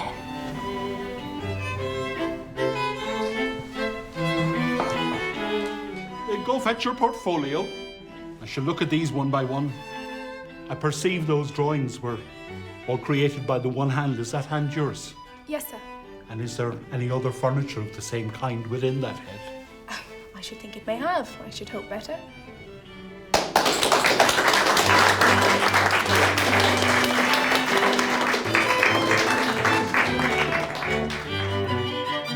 I was thinking back how my husband would have been so delighted to see it. Oh, it's time now, Ursula. Oh, I'm sorry that you're going. It's a big chapter for Talbot House. I don't think it was this clean for 20 years. Come here, let's have a hug. Oh, yeah. I'm really going to miss you. Oh, God bless. When I first arrived here, if you told me that I would spend the night, use the bathroom, prepare food in the kitchen, tackle all the mess and the hoard and the rubbish, I probably would have laughed in your face. But you know, I really should be a bit more adventurous, I think, because who knows what else might happen. I'm really grateful to you for all you did, because you've changed this house. It is a complete change from what it was. I love it. I love the warmth. Even though it's a big house, there's a big heart here.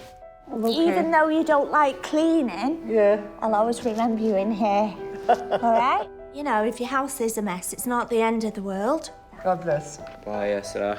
I've learned that I don't really have a life. I think I need to motivate myself more to get out, to mingle, to see things, not worry about the cleaning. I've just got to relax. If I can relax here, then surely I can learn to relax at home.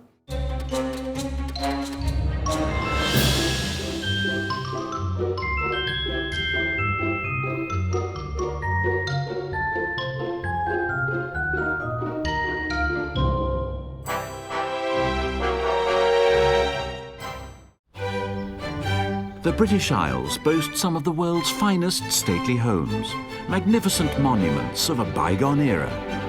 But behind these stunning facades lurks a dirty secret. If I don't do something, it's going to get to a point of no return. It's in a right old state and needs a right bloody good clean. Possibly got a bit out of hand, shall we say. But there is a radical solution. I like to hoover the air. For me, that's the peace of mind that I'm getting rid of a lot of particles. Now the nation's most obsessive cleaners are back to restore order to the country house clutter. Order means control. Disorder means chaos. Pairing up to face the grandest grime of their lives. Poo everywhere. And to challenge their obsessions, they'll be moving in. Oh my God, that's where someone's bum's been. The way I'm feeling at the moment, I don't want to stay here. Right. The compulsive cleaners have just 5 days to clean up these rotting rooms. He's a dirty pig. I think she's being a little bit fussy. Can they change the fortunes of these mouldy mansions? Oh my God, look in the bottom of that toilet, for God's sake. Or have they finally met their match? This is where they butcher people. There's only one boss in this house, and that's me.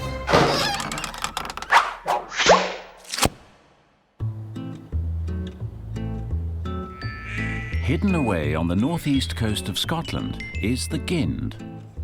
The site of this Regency mansion has been in the same family for nearly 4 centuries.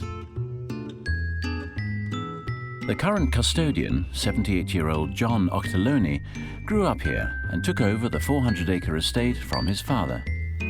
It's almost like a little kingdom, really. But not always very easy. The house may be steeped in a rich family history, but under John's reign, it's been in steady decline.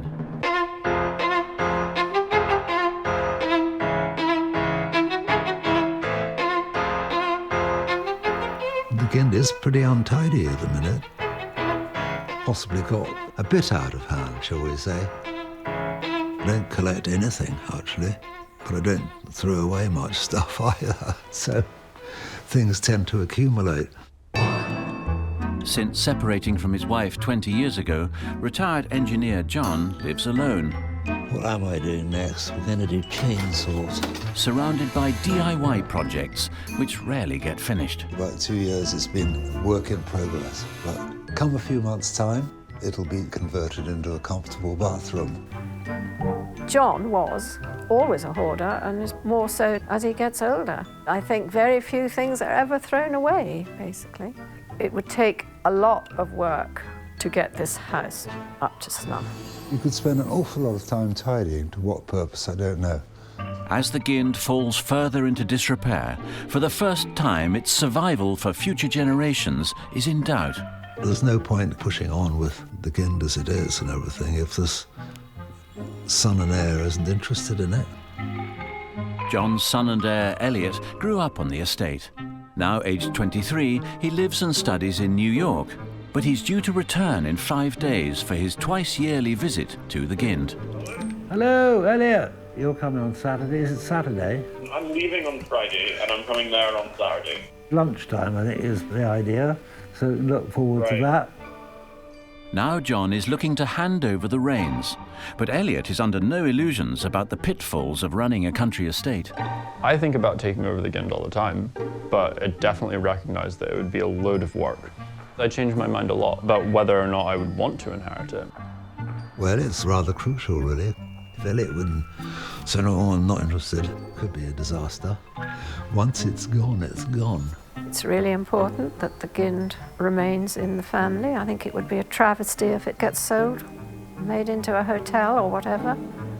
In a bid to win Elliot over, John is planning a grand ceilidh to welcome him back to his childhood home.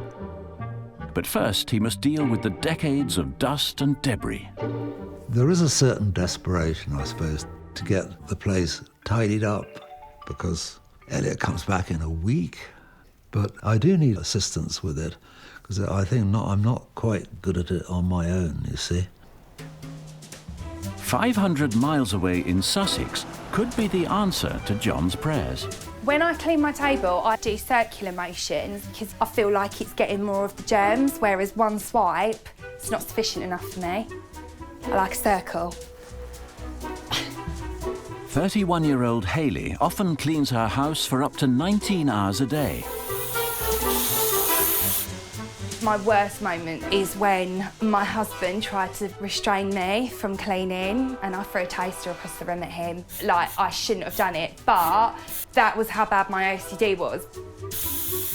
A mother of 3, she sterilises her children's toys every day, and she won't even go on family holidays. I've not been away on a family holiday for 5 years. I went away before with my friends and it was like an all-inclusive and these flies kept landing on the buffet food. And you know what flies land on? Faeces is what they land on. They land on poo. You literally are going to end up with like, dunno, semolina. With her obsessions dominating her world, Hayley is leaving her sterile home to take on her biggest ever clean. I am massively fed up with my OCD controlling my life, so I need to get past my phobias of germs and poo and coming into contact with people that maybe aren't as sterile as I am. Joining Hayley will be Dan from Nottingham. I shampoo my cats like every 10 days because I'll do everything in my power to make sure that my home is as germ-free as possible. Although not diagnosed with OCD, 25-year-old Dan spends 40 hours a week making his house show home perfect. Painting's the ultimate clean. In the last 18 months, I've done this one about, I'm not gonna lie, about 10 times I've painted. But for Dan, a lifetime obsession has come at a heavy cost. I have to clean this, clean that before I go out, and I can't just pick up my keys and leave. So I want to be a bit more in control. Hoping to challenge their obsessions, Dan and Hayley have agreed to eat and sleep at John's cluttered country pile for the duration of the 5-day clean. This is like the perfect opportunity. If I can stay in a dirty house, I literally could do anything.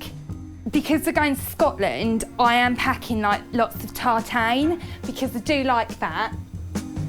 I am nervous, but I want to be like, I've helped someone along the way and I've also helped myself.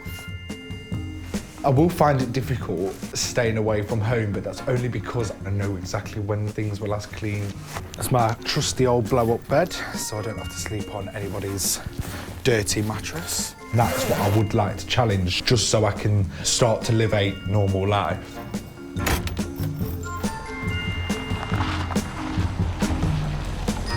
They have tackled grimy houses before, but John's will be their most challenging clean yet. Don't you think all posh people with big houses like live in the middle of nowhere? Yeah, it's because they don't want to mix with commoners like us. There's loads of sheep over there. I didn't even see those sheep over there. I don't like sheep. When they poo, it sticks to their fur. How do people survive out here? It's like a poonami. Ooh. Oh, it's big. Don't like this at all. It's gonna stink in there like anus.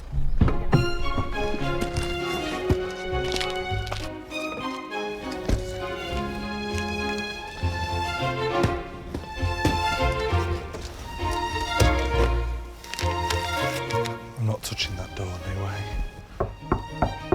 Don't want to go in after seeing that. If that's what the outside looks like, imagine what the inside's like. Hello. Hello. Hi. Welcome to the Gind. Thank How are you. you? I'm John. Hiya, Hello. Dan. And this is Hayley. Dan. Hello, Hayley. Would you like to look? Yeah, I'd love Oh, to. really? Yeah, oh, well, go ahead. Thank you. Thank you.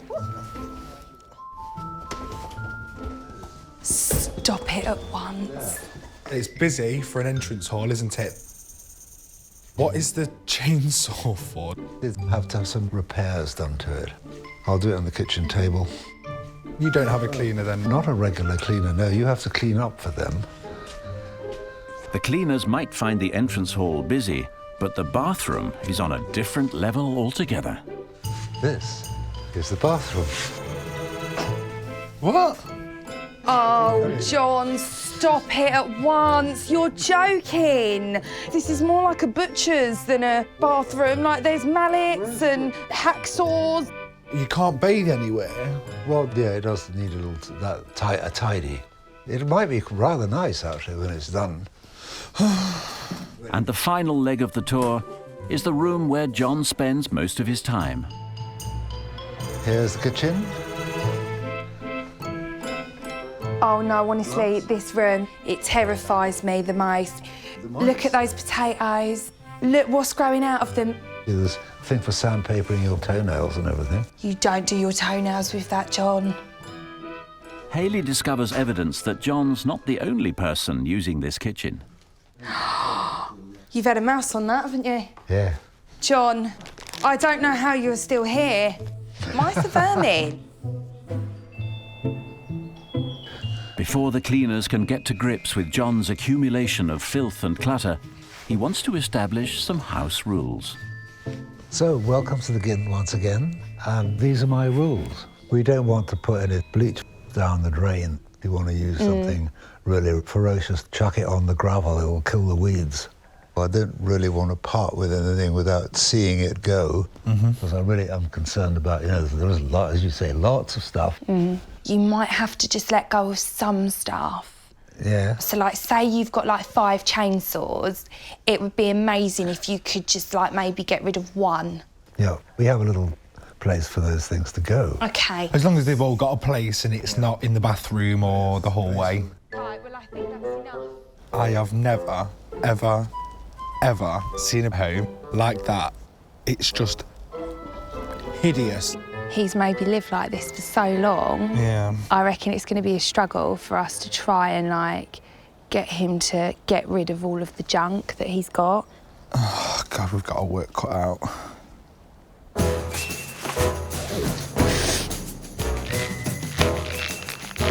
Right, are you ready? Let's go. With just 5 days to transform the house in time for John's party for Elliot, Dan and Hayley need to get the clean started. John, you've never used one of these before, have you? The kitchen has been accumulating grime and garbage for the last 20 years. So if you sweep it all off for me, John, like, that will make me so proud of you, because it shows you're letting go of all this clutter. Yeah? I recognise things, you see, now and again. So we can probably put all of this in the bin, can't we? No, that's the end of a blind. So is that being thrown, the end of the blind? No. Bit of screw here, though, they're not bad. These? Hold on a minute, just take it easy on the hardware. Oh, we can't keep getting it back out, though. Bamboo's good, I like bamboo. I think this has had it as well, John. I think we should throw it. No, that's all right. Are you joking? Look at it, John. I know it's dirty, but it still works. Oh, John, I just think we're keeping lots of things, aren't we? Are we? Yeah, oh yeah, sure. Yeah. We're going to keep an awful lot of stuff. We won't throw Note away, will we? I'm getting concerned now because I'm so keen to have it looking nice for Elliot when he arrives, and it's dawning on me that that may not be the case because there's so much to get rid of. With a 5-night stay ahead of them, Dan and Hayley want to see what accommodation John has on offer. Oh, here we are. The bathroom. Oh. Before marrying her husband of 9 years, Hayley wouldn't even stay at his house until it had been professionally cleaned. I wouldn't even put my big toe in that. It is a bit scummy, isn't it? I think it's the veg oil, you see. I shave with veg oil, so it floats on the water and sticks to the sides. I wouldn't. I just couldn't. No. Dan, this is your room? Due to his chronic fear of germs, Dan hasn't even stayed at a friend's house for over 10 years. Oh, I mean, look at that. The windows are mouldy. Oh, you've got to be kidding. There's mouse shit on the floor. Not even discreet. That's like smack bang in the middle. They didn't care when they was doing that. This is your room. Oh, John. Little present for you. A bathrobe there, keep you warm. And let's hope you had a lovely night's sleep. Night, John. Night-night. He wants me to put that on once I've had a wash. And what's that? Oh my God! Look, that's where someone's bum's been. That's definitely skid marks, look. No, I can't wear that. I can't stay here. Why? Because there's poo and bugs. Look, I'm sure it's mouse poo. I've got exactly the same in my room. There's no way on this planet I'm staying. We better go and tell John then. We're not going to stay tonight. Are you? No, there's like a bit of mouse droppings on the floor and stuff. Really? And I'm just really nervous that I'm going to end up sick in the morning. Oh dear, that'd be serious. See you later. Bye, John. They escape to the safety of a nearby hotel for the night. Now I'm in my nice clean hotel, I'm gonna give it a once over because I don't trust that it is actually properly clean, and I don't know whose like bum's been in the bath. A little bit of dirt wouldn't bother me, but maybe some people it does. Perhaps they think it's going to migrate towards them or something. I could not contemplate being that intensive on cleaning.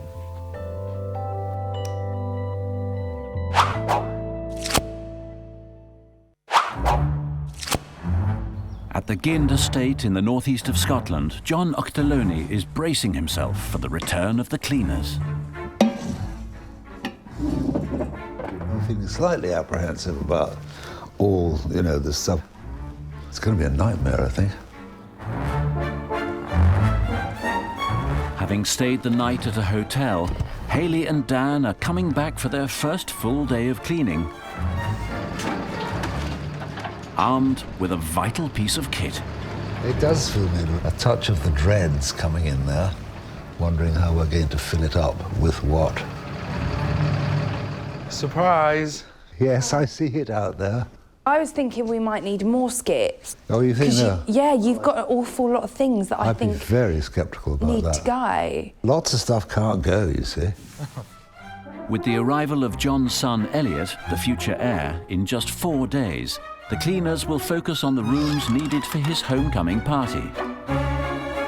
The grand hall, the dining room, and the kitchen. Shall we get some boxes and start removing some stuff? Having failed to get John to part with any possessions so far, they're going in for a second attempt at his 20-year build-up of clutter. Are you going to keep that? Oh, yeah, it's part of the toolkit. Sandpaper indoors and things. I mean, look, mouse has clearly been in that lot. Well, I suppose you need something to put in the skip, don't you? It's a child's gas mask from World War II. It's been pooed all in by the mice as well, look. Let's shake it into the compost. Oh no, you've left some cream in there and it's got green mould all on it. Are you going to wash it out? Or You are kidding, aren't you? Smell it. But It smells... those are recyclers when they're cleaned. I can't, I'm going to be sick. Oh, she's going to be... Oh dear. That's not right. To spare Hayley's nostrils, John removes the offending cream pot to a safe distance. Conceal, conceal, conceal. But not as far as the skip. Smell down there is appalling. That cream, it smells like a badger's anus. It's awful. But the guest loo where she's seeking refuge is making her feel even worse. Look at all the faeces on the toilet. Abandoning the kitchen clean, Hayley commandeers Dan to launch an attack on the loo. I don't think I've ever come across a sink that was so dirty. Oh, God, it smells horrendous. Hayley, I'm going to be sick. You're going to have to take over a minute. You're not going to be sick. Oh, I did 2 heaves. Honestly, you get down there. I won't be able to touch that poo. I'm going to have to try. It's human faeces. I'm not touching it, Dan. I'm not joking. I mean it. I'm not touching that. Come on. OK, I'll do the outside and then I'm getting out of that toilet. Look at that. Who wants a cup of tea, anyone? Bin it, just bin it. I don't believe in using these. They harbour so many germs. Whoever invented this should be ashamed of themselves. I think we should just take all of that crap out and then ask. He ain't gonna keep none of that. Hi. We've just cleaned out the toilet upstairs, and this is some of the stuff that we got out. These were sundry bits for boxing in those pipes sometime. Anyway, and that's the spare kitchen drawer. That'll go though, won't it? Let go in the kitchen. It's been in the toilet though, John. I know it was put there just to be out of the way. And what about this? Can this go in the skip, or do you want to keep no, this? That's the computer fan. What are you going to use them for? Loos usually have fans in them now, don't they? A little bit of me dies when he says no to everything. We need to really get this house looking amazing for the weekend. And he just don't want to throw anything. He needs his arse kicking. Oh my God, look where he's put that. Oh. If he's doing that with a cream pot, how much other stuff as we press forward is he going to then be just sneaking on the windowsills out here to bring back in the house? Failing to get John to part with any of his clutter, Hayley tries a new approach. I've decided to set up a tarpaulin and I'm going to fill it with recycling stuff, because if I go for his recycling thing, rather than saying let's just skip it, he might be a bit more forthcoming in getting rid of things. I can't believe you're going to recycle his bike. He'll have a purpose for a broken pot, he always does. He's got all these swords, anybody think he's Zorro? So, John, the stuff that we've gathered here for you, are you happy to see what you're happy to throw? So, have a sit down with your dinner tonight or something and just go, right, well, I really don't need 9 badminton rackets and I don't need 12 deck chairs. Oh, we do need the deck chairs. They're nice. Really, we're going to get that skip half full. Of what? Right, John, well, we're off now. Another day, another room, hopefully another skip. As the cleaners retreat to their hotel, John is left alone to sift through his recycling pile. That's an army belt. I wouldn't chuck that out. Oh, that's the catapult. That can't go.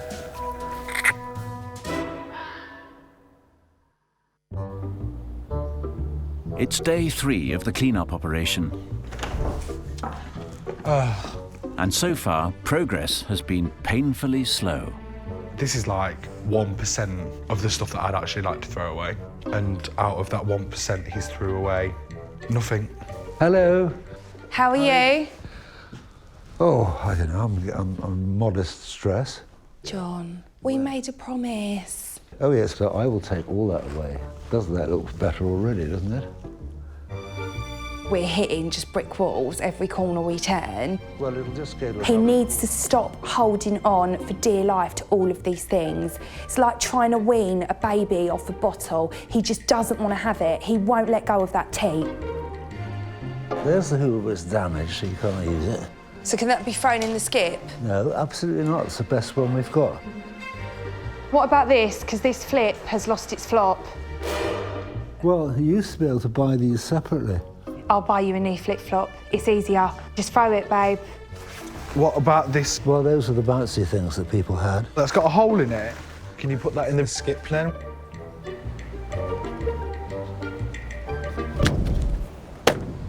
All John has given me to throw is a broken flip-flop and a balloon. I'm half tempted to throw myself in at this stage, just to make it look a bit fuller. What's the point of having a skip if he's not going to let us fill it? I have to polish a turd, because that's all you can do in this situation. But there's 2 against 1. I'm overwhelmed. But there's not a lot of stuff I want to get rid of, actually. So I've got this pressure to find somewhere to put it. Eek. Yeah, now I've got to get this bloody thing tightened up. To break the cleaning deadlock, Dan and Hayley rework their strategy and decide to continue the clear-out without John. Right, we've got the perfect opportunity where he's out the way and we can get rid of some of this crap. See, I just want to throw them. Throw it in the skip.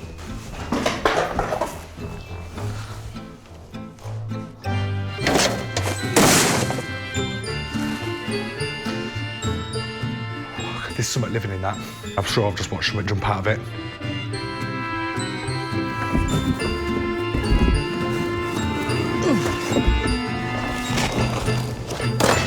I'm worried that as soon as our backs are turned, he's going to be scavenging around here like a mouse. I'm going to use the tarpaulin and just get it covered so it's literally John-proof.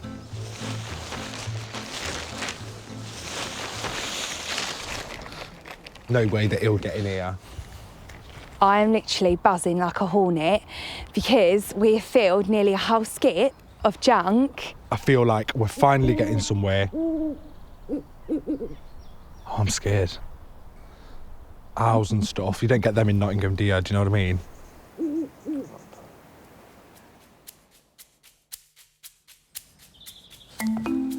With just 2 days until the homecoming of John's son and heir, Elliot, Dan and Hayley's progress is short-lived.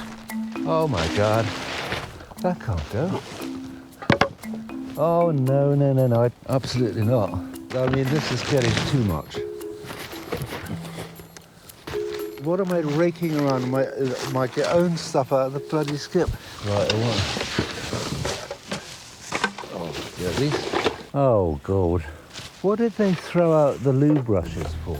Oh, dear. I mean, this is just too much. OK, I've had enough of this.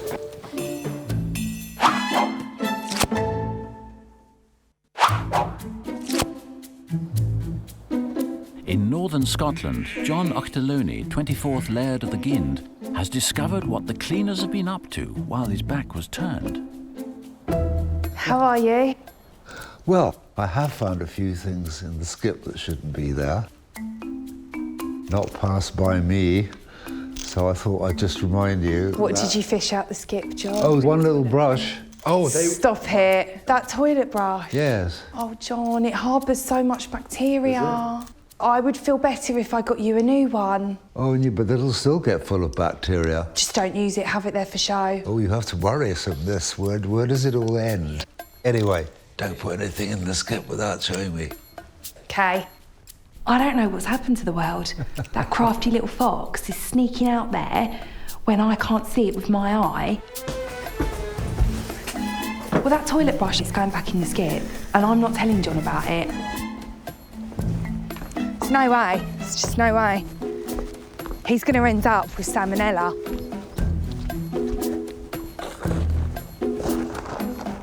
That's it. Hayley says that's it, so that's it.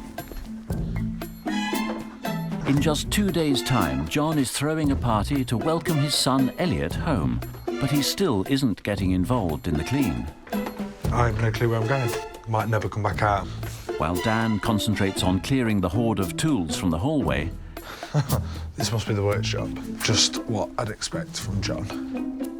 Hayley tries to get to the bottom of John's reluctance to throw anything out. What are those? Oh, those are old Kinder Egg things. Oh, they're dusty, John. Yeah, well, I haven't been up there. I don't know. You can't go and dust. You can dust. Do you want to dust it? So why have you got them? I don't know. Elliot used to get them every time we went into the shop. And you've kept them all this time. Where do you think you got your squirrel tendencies from? What makes you hold on to it all? Like, you know... Well, just because they're there. Just because they're there? Yeah, it's part of the furniture.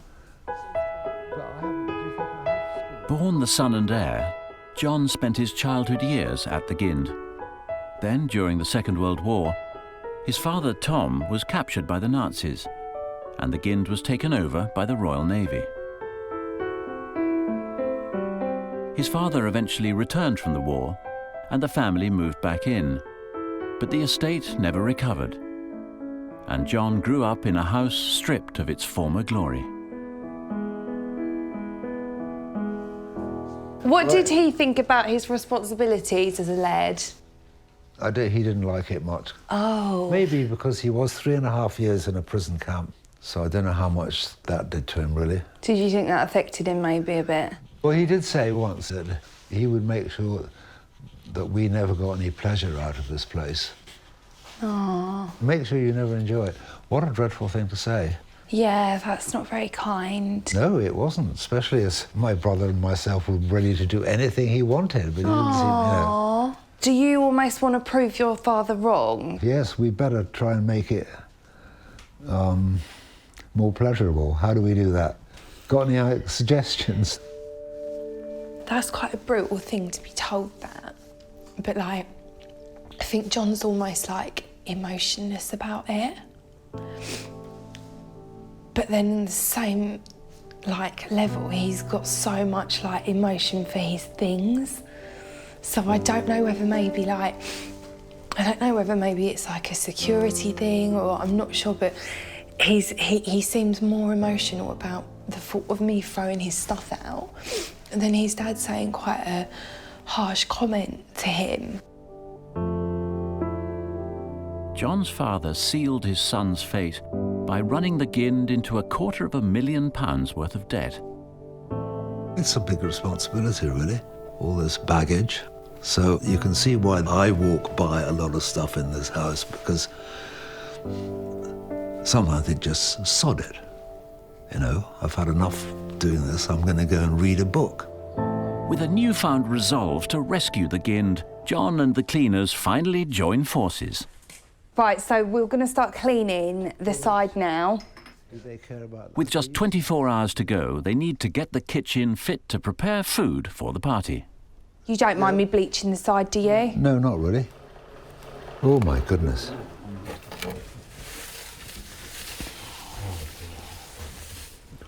Ooh, yeah. It's pretty persistent, though, isn't it? When was the last time you wiped this work surface down? I don't think I ever have. Never.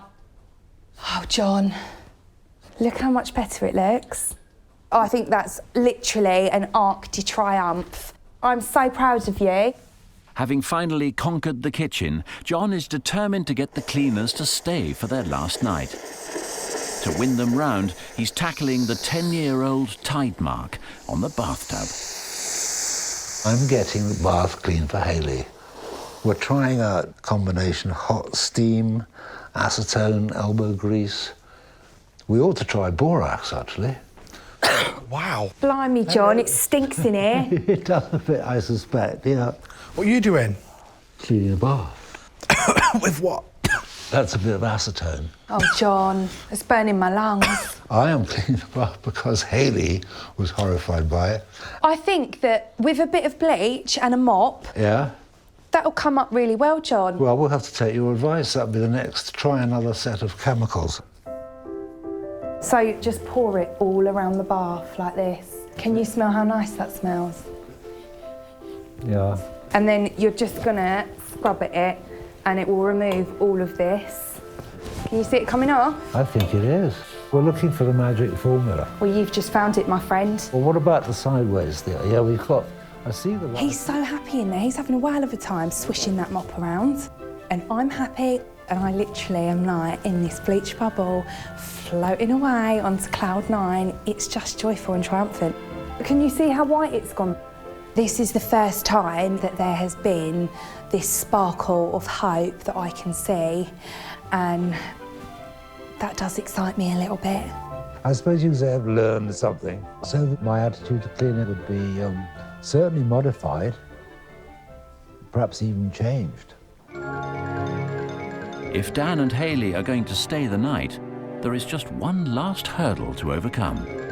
I feel like I'm in a place now where I can start tackling my bedroom just in preparation for if I stay. I can't stay in it as it is, though. That's one little sash of the window.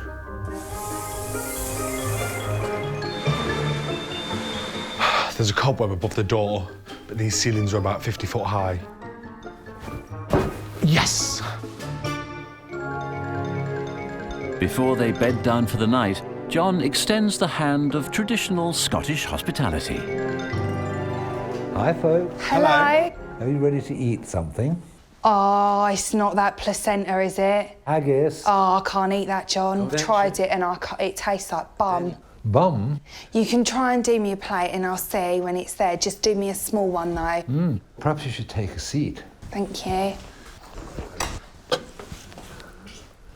She's looking very suspiciously at that glass. Yeah, there's all like bits on it. Look. Is there bits on it? Yeah, look at that one. Oh, That bit my. there. It's all brown at the top. Well, we can get you another one.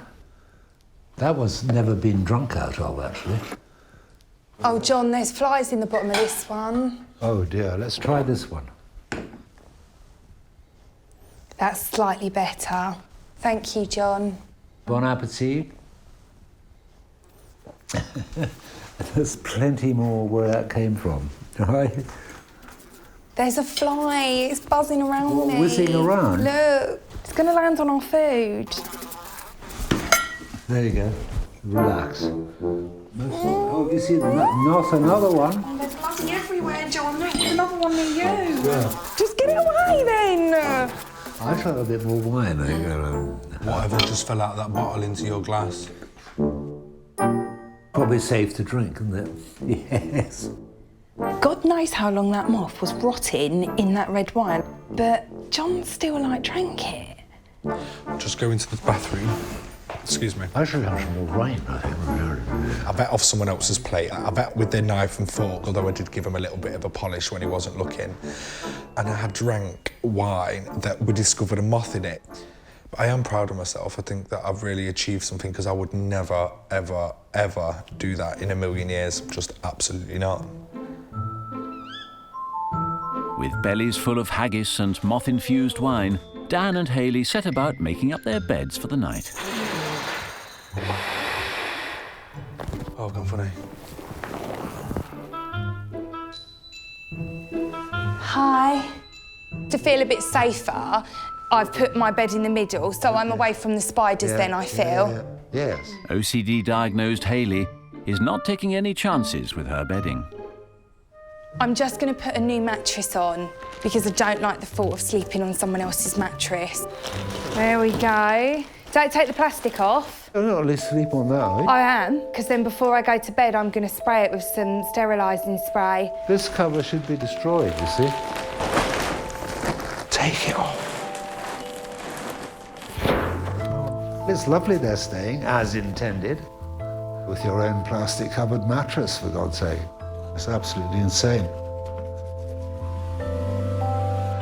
Finally, after 6 hours of preparation, it's bedtime at the Gind.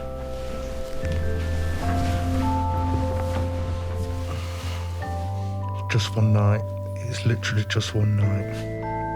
I'm nervous of staying in this house, but I'm never going to feel comfortable. So until I break this cycle of these like irrational fears that I have, that's constantly going to be a burden on my life, and I don't want it to be. So I am going to try. Hi. You right? Yeah, you all right? No, I'm not staying. Oh no. My room is like a dungeon. I want to be able to stay. I've not been able to do it for over 10 years. But I cannot stay in that room. It's driving me up the wall. He's so transfixed on his surroundings that he cannot possibly tolerate anything else.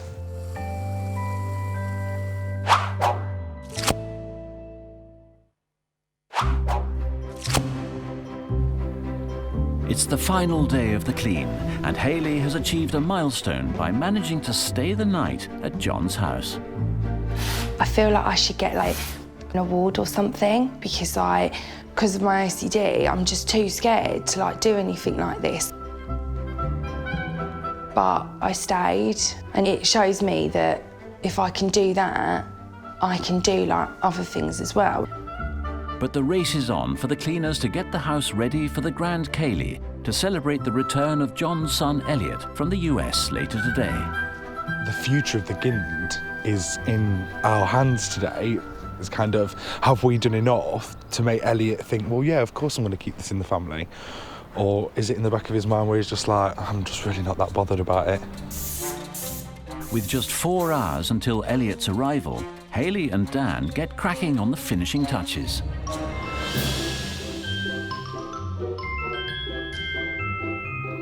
He's had enough as well, sick of all the dirt. I think this display is going to be lovely. After 5 days of hard graft, That's better. the skip has finally been filled to the brim with unfinished DIY projects. Flip-flops, mouse droppings and toilet brushes have all been removed from the house. And with the skip groaning, some more magazines in there as well.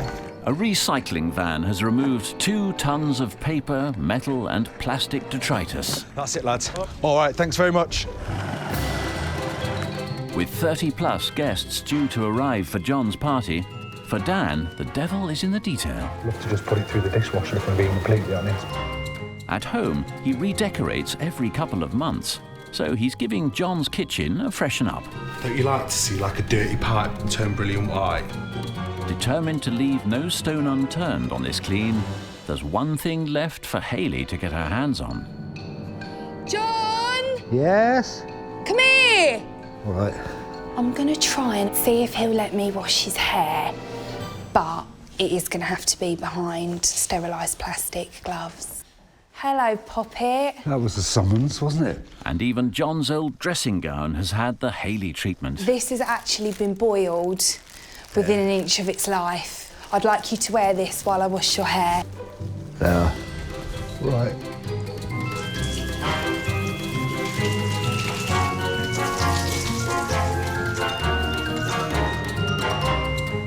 I'm just getting all the grime out and dislodging it, because no one likes to have a smelly scalp. Yes. This will be the cleanest hair you've ever had, I promise you. Well, is the shampoo all black? His hair was really, really grubby, and I've done it, so I think it's a massive step in the right direction. So I'm really proud of myself, and I'm proud of him that he let me do that.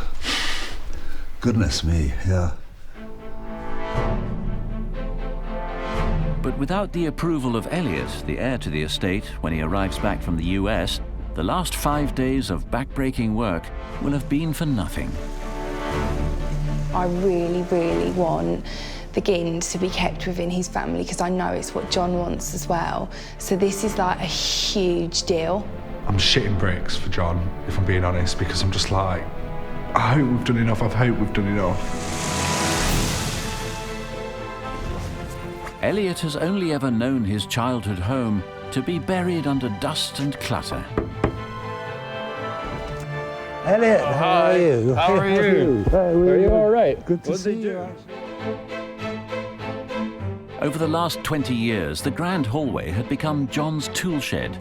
with chainsaws, spanners and old sandals piled on the floor. Now it's been cleared and its former glory restored. The tools have been removed to the workshop and the freshly scrubbed floor is visible for the first time in years. Hi, Elliot. Here's a bit of transformation. Oh, wow. Hi, are you all right? Hi, Dan. Elliot. Hello, Hayley. Elliot, good to meet you. Do you like it? I do. It's quite tidy. It was hard, definitely hard. Yeah. Don't look at me like that. We're looking right at you like that. The dining room table was littered with paperwork and the floor piled high with decades of recycling. Now the table has been cleared and polished, and the family silver has come out of hiding, proudly on display once more. Wow. It's so clean. Very impressive. It looks like proper royal now. The kitchen was stacked with rubbish. Rotting food littered the work surfaces, and old toys were coated with thick layers of dust. Now the surfaces have been cleared and scrubbed. Elliot's old toys have been bleached, and John has a kitchen fit to cook a haggis in. Oh my God, where's all the stuff gone? It's very impressive that you guys cleaned this place. It's pretty amazing. I've got to say, I was really nervous about coming here, obviously, because I do have an illness. So being here has been so good for me, and I can honestly say I would live here. Really? Yeah, I would. Oh, I that's really a big would. step forward. Yeah. Yeah. Would you live here, Elliot? Yeah. Yeah. Yeah. That's really nice. It actually looks like Elliot is going to keep on the Gind, and I am so happy. Like, literally, I could grow some wings and fly away. I do feel like I'm bursting with pride, thinking that we've done a really, really good job here, and the Gind will stay in the family for hopefully another 400 years. With the transformation complete and the next in line suitably won over, the doors of the Gind are flung open to welcome in friends and family. How lovely to see you. One of the guests is Elliot's aunt, Alison Octoloni. Oh my goodness me, look at that. Isn't this fantastic? It's very tidy and certainly a transformation. What did Elliot think? Did he look at this? I think he was quite impressed, actually. I love the Gind because this is where I grew up, and I appreciate the effort that my dad has made. It's definitely nice to have it and be in a presentable state. So I would definitely always like to feel like the Gind is my home. After 5 days of obsessively cleaning, their time at the Gind is over for Hayley and Dan. I've got everything that I need in my life, and the only thing that was holding me back was my obsession to excessively clean. And I honestly think this has taught me a little bit that actually life doesn't revolve around making sure that everything's perfect the whole time. Maybe I have learned that actually I shouldn't really give a shit. I feel like I've overcome so many phobias of mine. Like, staying over in John's house was huge for me. Like, John lives in grime and dirt and he's not dead, and it's kind of like, I don't need to be so worried and so fearful over everything. But it's not just the cleaners who have changed their outlook. With Elliot's seal of approval, the family legacy is looking more secure. I think he was rather impressed by it all, and I found it rather encouraging, because a few times ago he really didn't think it was a good idea, but somehow between then and now he's sort of come around. So I think the future of the Gind is looking more optimistic, and hopefully it'll last for 150 years.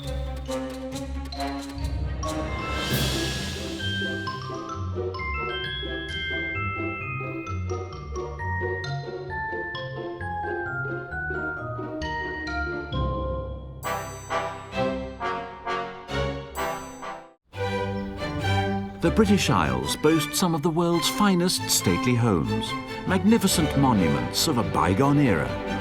But behind these stunning facades lurks a dirty secret. If I don't do something, it's going to get to a point of no return. It's in a right old state and needs a right bloody good clean. Possibly got a bit out of hand, shall we say.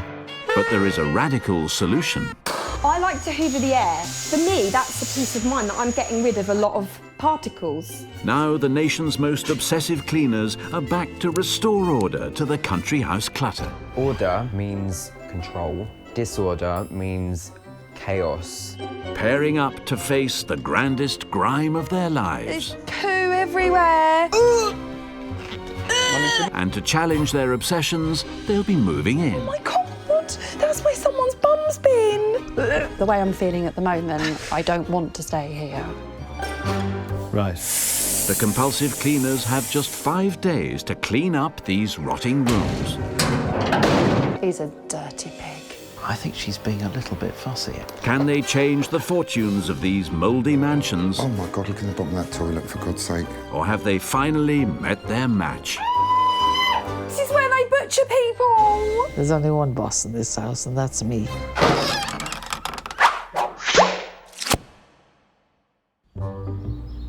In the heart of North Wales stands Brythdeer Hall, a 16th century Grade 2 listed country house. The current custodian is Jeremy Rye, who inherited it from his grandmother. He's the latest in the line of heirs, and his family goes back hundreds of years. I love living here. It's been part of my life for all my life. These are all copies of family pictures. The lady on the left is my 6 times great-grandmother. The gentleman on the right-hand side is the most famous of my Welsh ancestors, Thomas Jones, the second most important Welsh landscape painter of the 18th century. Jeremy's grandmother, Phyllis Humphreys, was famous for her extravagant parties, welcoming all of high society to Brythdeer Hall. My grandmother kept the house immaculately, and she loved this house immensely. And I really wish we could get it back to the way it looked when my grandmother was here. But since Jeremy took over 12 years ago, standards have slipped.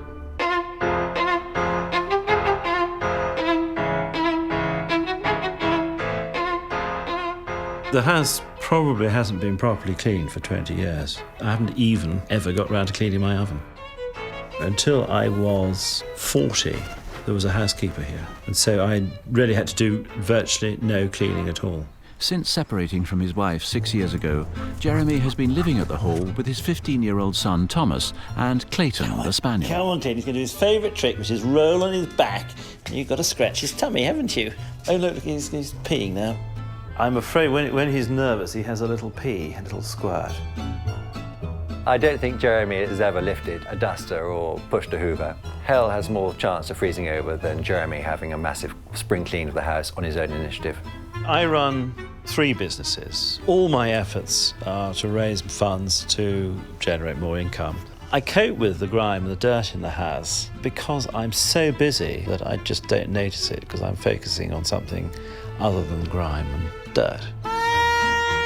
Jeremy's main business is the pheasant shoot he runs on his estate. But to save his house from ruin, he needs to make more money by raising his game and attracting higher-paying clients. If I bought my clients here in its current state, they'd wonder what on earth I was doing, quite frankly. My clients could cope with shabby chic or rustic charm, but this is verging on derelict. To relaunch Brythdeer Hall as a prime sporting destination, he's hosting a grand shoot in 5 days, but he needs to get the house in order.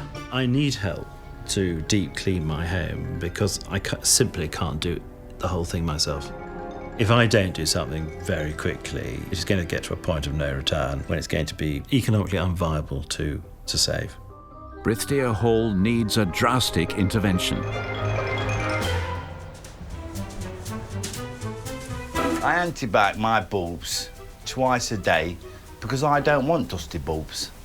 Personal trainer Vinny, who's 54, may not be OCD diagnosed, but he spends £300 a month on cleaning products.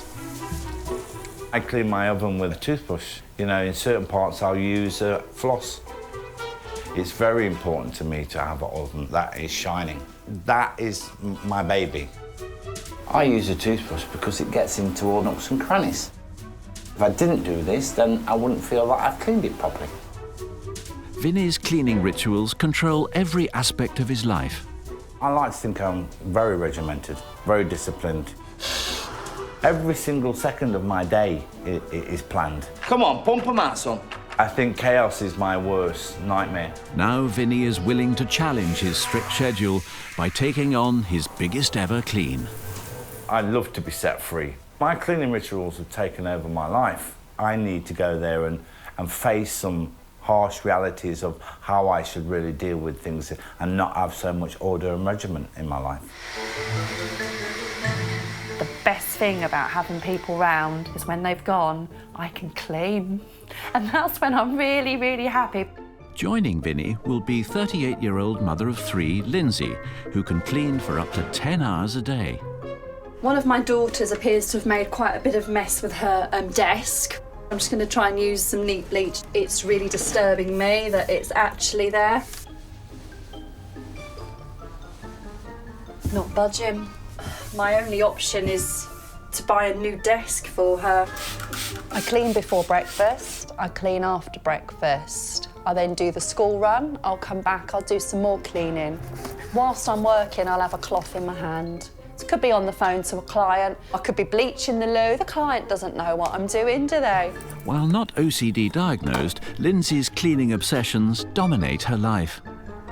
I don't see myself as being a normal person. I carry cleaning products around in my bag. I can't go for a coffee with friends without sort of wiping the table. It's not a good place to be because it does overtake your life. It needs to stop. It needs to be pulled back. Now, to challenge their obsessions, the cleaners have agreed to sleep and eat at Jeremy's house while they clean it for the next 5 days. I want to go and clean this house because I need to find another system. You know, I'm not leaving myself time for anything else in my life. The need to clean is something I think that's always been in me, and sometimes I do find it completely exhausting.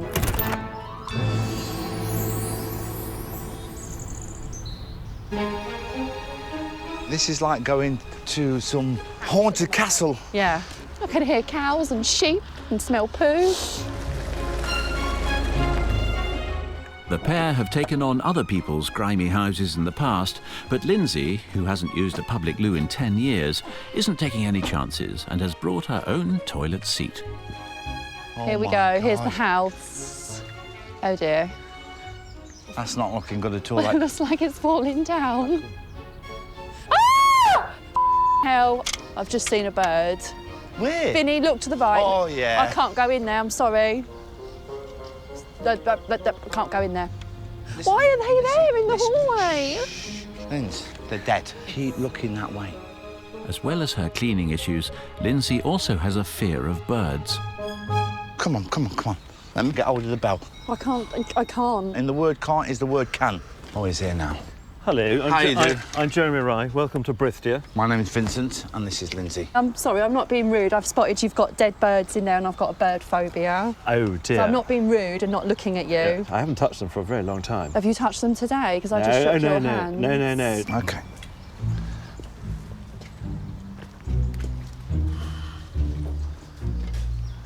If you want to place your things at the bottom stairs here, then we'll go through to the kitchen. There are 22 rooms in the mansion. The cleaners are going to focus on 4 of them.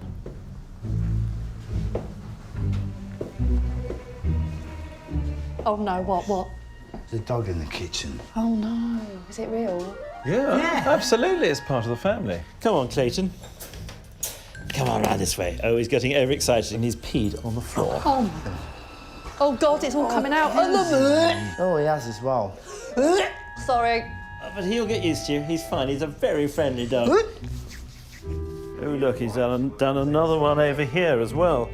Golly gosh, he's not normally like this. Not as bad as this anyway.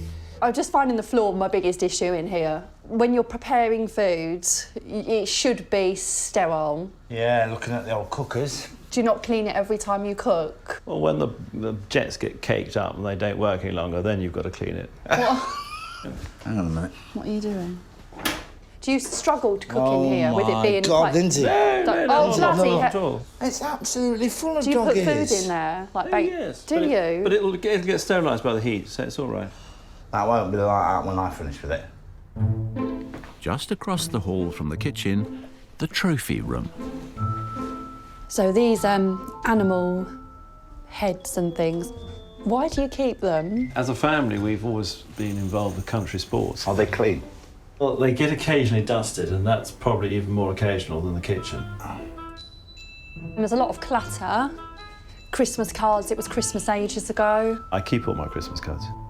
You keep all of them? Yeah. For what reason? So I'm going to keep a Christmas card book, so I know who sent me a Christmas card, so I can send them one back. But the system hasn't got set up because I haven't had time yet to do it. How long have you But if I had? throw my Christmas cards away, I'm not going to know who sent me Christmas cards. Oh. On the first floor is a room that's particularly close to Jeremy's heart. And this is my childhood bedroom. Blimey. This is the most bizarrest collection of things I've seen in a room. I want to next season use this as hospitality for my shoot clients. Right. And I want to turn it into a proper bedroom. You know, with magazines, papers and stuff like that, they need to just go in the skip. I haven't read the obituaries yet. This is the bathroom in here. And finally, to the family bathroom, which the cleaners are invited to make full use of during their stay. Modern day bathroom, then.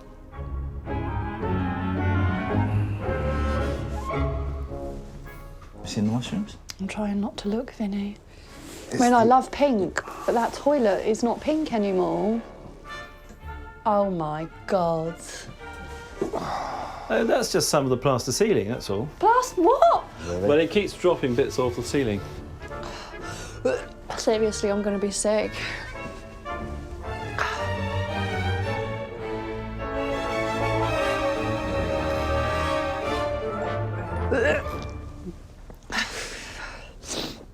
Do you know what?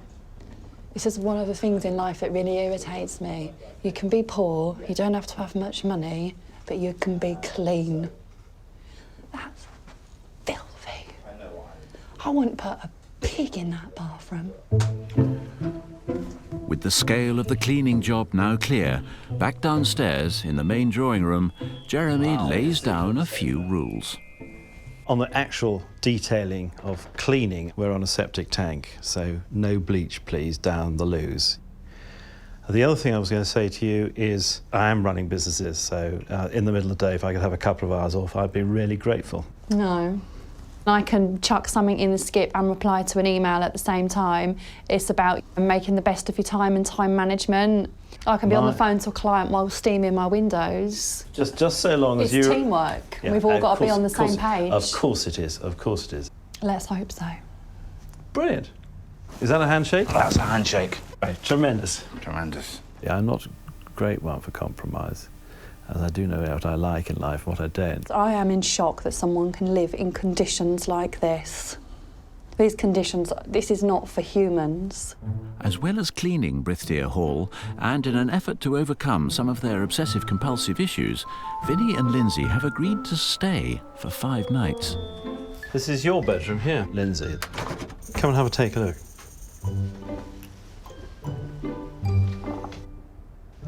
I'm going to go downstairs now. I'll let you settle in. See you later. I'm seriously speechless. Seriously? You invite someone to stay, you can't provide a room like this. It's cluttered, it's damp, it's cold, there's holes in the floor. I just think as human beings we should have standards.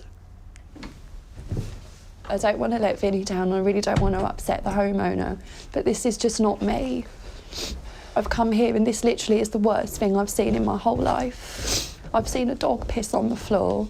I've seen dead birds. It's cold, it's dirty, it's rotten. It's just not right for human beings. Hello, Hi, Lindsay. you all right? Have you settled in your bedroom then? No, unfortunately not. Oh dear, I'm And sorry it's to nothing hear against you, and I'm not being disrespectful. The bathroom is a huge, huge issue for me. And with the bedroom itself, it's just very cold, it's very cluttered and dusty, and Right. the way I'm feeling at the moment, I don't want to stay here. Right. I'm not entirely surprised with what she said. There are 1 or 2 rooms which are well substandard. She is what she is, and you can tolerate what you can tolerate, and we're all made differently. It's a shame. For tonight, Lindsay checks into a hotel a few miles away, as Vinny gets to work making his own sleeping quarters habitable. Can I be any help? Yeah, if you could just give us a hand, take the mattress out. At home, germ-obsessed Vinny changes his bedding every other day. It's the wrong way around, that's great. Okay. Vinny's commitment to hygiene means he'll be taking no chances with Jeremy's grimy carpet, and has even brought his own bed.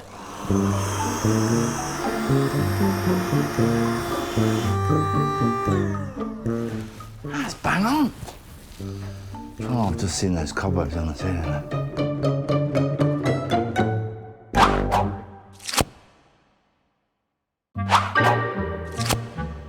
In the Welsh countryside, Obsessive Cleaners Vinny and Lindsay have just 5 days to clean Jeremy's 16th century manor and relaunch it as an upmarket hunting lodge with a party for the country set.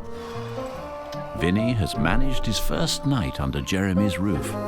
I stayed here. Never in a million years would have thought that I'd got to this point. And I've seen all those cobwebs around the room and stuff. I'm thinking, but you know, I've done it. For hygiene-obsessed Vinny, who showers 4 times a day and whose bathroom is immaculately clean, the facilities at Brithdeer Hall are currently not fit for purpose. There's about 200 years of grime in that house, maybe even more. So, you know, there's no way I want to, you know, wash in that grime and dirt. And Vinny is also vetoing the kitchen. Not in a million years would I eat out of that oven. It was filthy. Dog ears, the lot in it, no chance. Granola, far better right now. After a night spent at the hotel, Lindsay is willing to try and overcome her fear of filth. I am quite anxious today because what's behind those doors just isn't normal. The reason I'm here is to make his house more livable, but I need to do it for me to overcome the way I am. Are you fully protected now? I'm a little uncomfortable, but it's better to be uncomfortable than dirty. Let's go in. They will be focusing on 4 rooms. The trophy room with its ensuite toilet, Jeremy's childhood bedroom, the upstairs family bathroom, and, starting with the heart of all stately homes, the kitchen. At the shooting party in 5 days' time, Jeremy will be serving food prepared in the kitchen, so it's crucial that Lindsay and Vinny get it up to scratch. Hello, Lindsay. You all right? I'm well, I'm fine. We have got our work cut out. Yes, I fear you probably might have. And I'm not really sure what we're going to do about the dog. We can take the dog out. You got it? I'm ready. After the kitchen has been scrubbed, Clayton the dog will have a much cleaner environment. Oops. Stay still, stay still. Has he not got a designated area to go to the toilet? Well, no. Oh, bloody hell! You just stepped all There's in, poo Poodle. everywhere! Well, you just stepped all in it, I look. didn't know it was there. Oh no, that's disgusting. Why isn't it being picked up? That's on the list of things to do. There's some quite big lumps of poo, which you could just pick up. But actually, it is my son's dog, and he is meant to do it. We need to get a pooing system, don't we? The cleaners divide to tackle their greatest grimy bugbears. At home, Lindsay scrubs her floors twice a day, Oh, God almighty. while Vinny maintains a clean oven with dental floss. Oh, I need to show you this, Jeremy. This is just unbelievable. That's grease. And guess what you've got standing in between the grease? It's a match. If that wood would have ignited and could ignite this... Well, that's how we light the oven. Do you not feel ashamed one little bit? It's not desperately hygienic, I suppose. No, it's not, Jeremy. Oh, look at that. That is all dog hair on top of the grease. That's the dog, isn't it, again? This is not hygienic. You're cooking for guests in the house.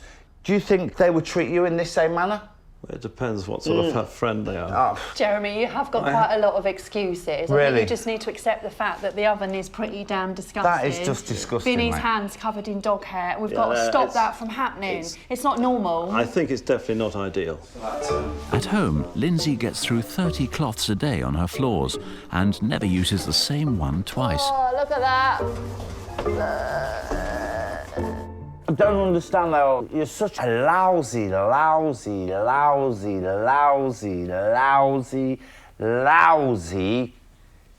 cleaner, mate. But I'm just not a great man for time at the moment. He's got an excuse for everything. Too busy, it's his kids, that's it. He's just full of excuses.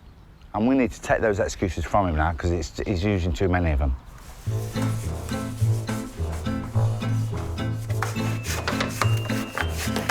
Is that normal to have, hanging off your... all those little flies and insects in your kitchen near when you're preparing food? Lindsay, who will only eat in a restaurant after she's inspected the kitchen, decides that with conditions here being so insanitary, the cleaners have no option but to eat outside.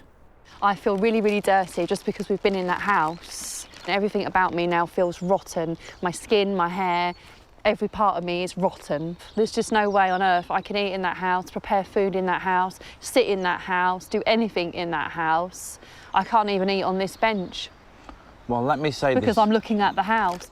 Do you not feel physically ill inside? This house has tipped me over the edge. It is seriously the dirtiest house I've been in my whole life. It's rank. My obsessions with cleaning are far, far worse than I ever thought. And this has been a real eye-opener for me. I've got some huge obstacles to try and overcome. Lindsay's determined to push herself out of her comfort zone and invites Jeremy to step out of his.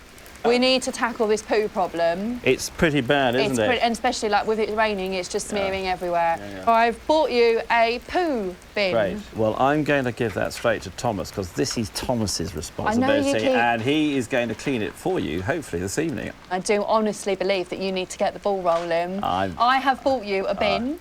That's okay? wonderful. I'm really Along grateful. with the bin, I have bought you doggy poo bags. My gratitude extends even So further. 1 piece of poo per bag. Wonderful. Pop a Look, glove they, on. oh, look, they're yellow gloves. Look, just for me. They're yellow gloves. Pop a glove on. No, I don't. Pop a No, glove I don't on. need it. Thomas, this is Thomas's job, and Thomas will do it admirably, I'm Right, sure. right, okay. I think you'll be impressed with Thomas. You bought your son a dog, and he is still a minor, so in theory, you are still the pet owner.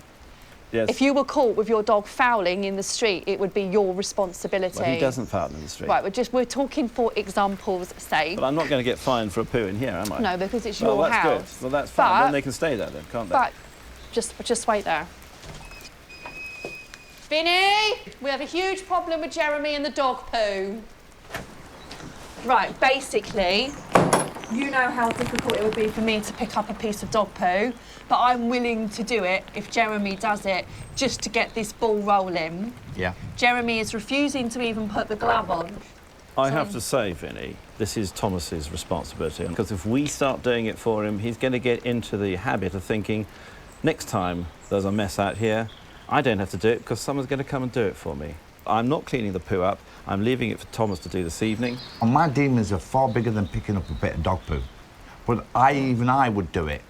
I can't see why you can't just to relieve yourself, just to pick up a piece. Right, if Lindsay picks 1 piece up, I will pick 1 piece up. That's okay, one you turd. go One for turd. you No, go for Lindsay's 1 gotta turd, go I'll first. go for 1 turd, and she'll be. And if it's going to make you feel better. Then the subject is finished and we leave the rest for Thomas. Yeah, that's fine. Okay. There you go.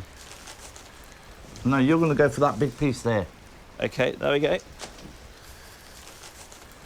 In the bag. Tie it. It's got to be tied. Got to be tied. There is so much poo out here, Jeremy. Really? I know. isn't 1 piece, Jeremy. acceptable. I Great thought- stuff. Are you Now, not- Lindsay, you promised to do 1 as well. There you go, Linz. There's 2 pieces here. Let's do it together. Come on. I'm coming. I'm coming. I've got work to do. This is really, Right, really let me do hard mine for first. me. Let me do mine first. Quick. Oh, have you done it? Have you done it? Have you done it? Yep, done it. The gloves are going with it. I don't think I can do it.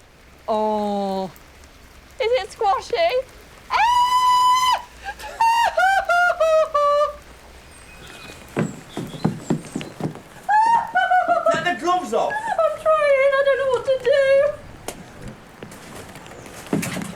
Oh. Jeremy is completely adamant that he's not going to change. He was very stubborn, very obstinate with me. He's just very, very bone idle.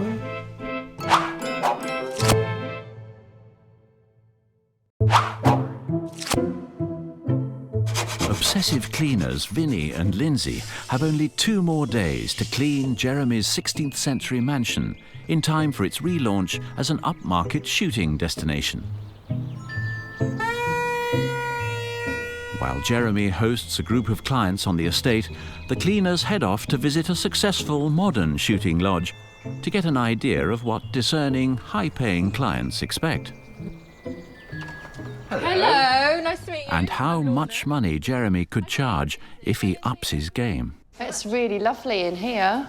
Beautiful, really welcoming. So tell us, what is it you do here? So we're a shooting estate.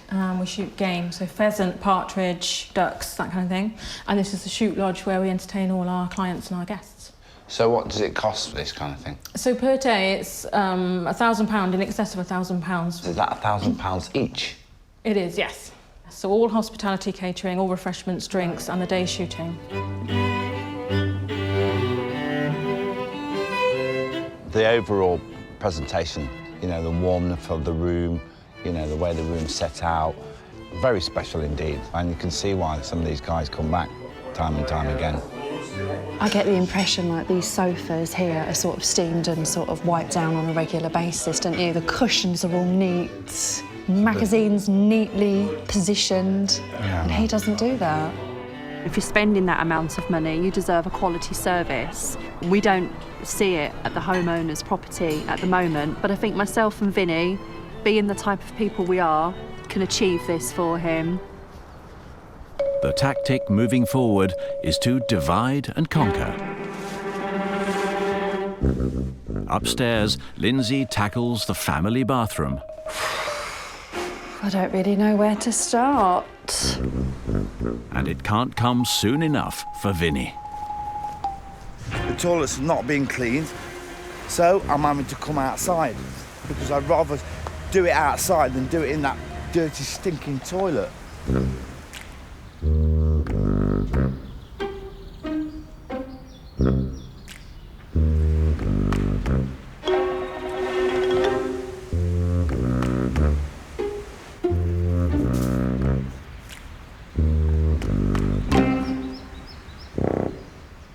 I'm not allowed to use bleach, so I'm finding this really, really difficult. There's all poo down it. I don't know how that seat's ever going to get clean. It's just liddled with poo. And all round the bottom, it's full of stuck urine. He's a dirty pig. How anyone can sit on that toilet is beyond me. These people are not right to be living in conditions like this. Oh, that's disgusting. How's it going? Not tremendous, to be honest, Jeremy. Is it a bit of a struggle? Look down your toilet. That is stale poo, which I've got out by digging under under the rim. Underneath. Gosh. You've been using that, and you've been sat there enjoying the newspaper while having a poo. Also, if you look there, that's all where people have been splashing. It's a bit of a male problem, really. When you tinkle, you tend to sprinkle. That's just making me feel ill. I want you to put your mats in the washing machine for me, please. Yeah, I want them on a deep 90-degree wash. I do it regularly, actually. You've But just you- caught me on the wrong part of the cycle. I'll take them away now and stick them in there. Yeah, thank you very much. I don't think I have ever looked under the rim of my loo. I don't actually think I know anybody else who has either. I think she's being a little bit fussy, actually. Lindsay's got a bit of a problem, really. I mean, this whole compulsive cleaning thing, she just needs to move on. I mean, it's taking over her life.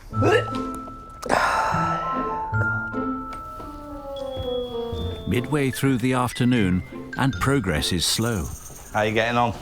It's disgusting. Jeremy does seem to think that this is a bit of a joke. I don't think he's taking this whole process very seriously. I think he is really taking the mickey out of me and you. And I just don't think he cares that his toilet was ever in that state. I think he thinks it was actually quite funny. So where is he now? I've got no idea. I thought he was with you. No, he's not been with me, darling. Yeah, no, that's fine. I'm just doing it now. But for Jeremy, pitching in with the clean is not high on his agenda. I'm so busy, I have so much pressure from other things to run businesses, etc., that I don't have the time. Hi, Jeremy. Hi, Lindsay. You okay? How's the cleaning going? The cleaning's going really, really slow because we need you. I'm tired. I'm filthy. And I'm getting to the point now where I just want to go home. Because not only am I coming to your home and cleaning your home, I'm also dealing with the issues of me being in an environment like this, which, trust me, I'm really struggling with. I'm just seeing you slipping away, coming into the office and doing your work and thinking that we're doing it all for you. I'm not having that. I'm all with you. My secretary's left. Yeah. So I can commit myself 100% to you for the rest of the day. Right, I want to see that toilet smiling. You want me to clean the lavatory? Yeah, please. I can't wait. Yeah, let's go. There are 2 problem toilets in the house. With Lindsay making headway on the pink one upstairs, Jeremy's on duty to tackle the trophy room en suite, which hasn't been deep cleaned in years and needs to come up to scratch for his shooting party guests to use in 2 days' time. I want to see that shining. I'll see you later. You got your marigolds, you got your cloths, and you got your sprays. Good. All right. Are you putting your gloves on? Not really. I can't feel anything. Oh, well, I don't care whether you can feel anything. What I've got to think about is your hygiene, cleaning around that bowl. There's 500 years of pee there. You could come down with some sort of deadly virus. If it's going to make you happy, Vinny, it will make me very happy, I swear. Hate you to be unhappy. Yeah. So I shall wear some marigolds. There you go, start cleaning. Get in there with your fingers, pull all that muck out. See, if you want to get that clean, you've got to take the bloody thing off. You're going to great lengths, yeah, by taking up... This is how you should do it. There we go. Oh, yeah! That is absolutely big. Don't put that in the sink, Jeremy. There we go. Look at that. Isn't that fantastic? How are we getting on in here? Well, Lindsay, Oh, that's just looking so much better. That's took you 10 minutes. Not 10 minutes, it took half an hour. It's half an hour with the laundry. Right, By the time we get there, I've got about 10 minutes to make some money to keep the roof on. You can give it a wipe, one wipe every day. That will be enough. I am going to try really hard to do Right, that. that's all I want you to hear. He's got the toilet seat. In the sink. In the sink. Why don't we just throw it away? I bought a toilet seat with me. Are you going to give it to me? You're welcome to. That is touching. The cleaners are arch naggers. What this will set me up to do is to know how to give the orders to someone else to do it for me. It's a great course in nagging, really. There we go. That works. Yeah, fantastic. With Jeremy now prepared to lend a hand with the cleaning, Lindsay and Vinny decide to tackle the worst of his rooms for hoarding, his childhood bedroom, which has not been cleaned since the 1990s. Oh, this is the biggest challenge of them all. Quite a lot in here, isn't there? Just sling them, mate. Just one thing before we do that. But in amongst them, I can see one poking out. There's some country lives, and those I do keep because they have great architectural articles. Right, let's do this really, really quick. Really quick, not look at anything. No. Yeah, well, there might be a country life in there. We don't know I the will country check life. the country lives. Okay.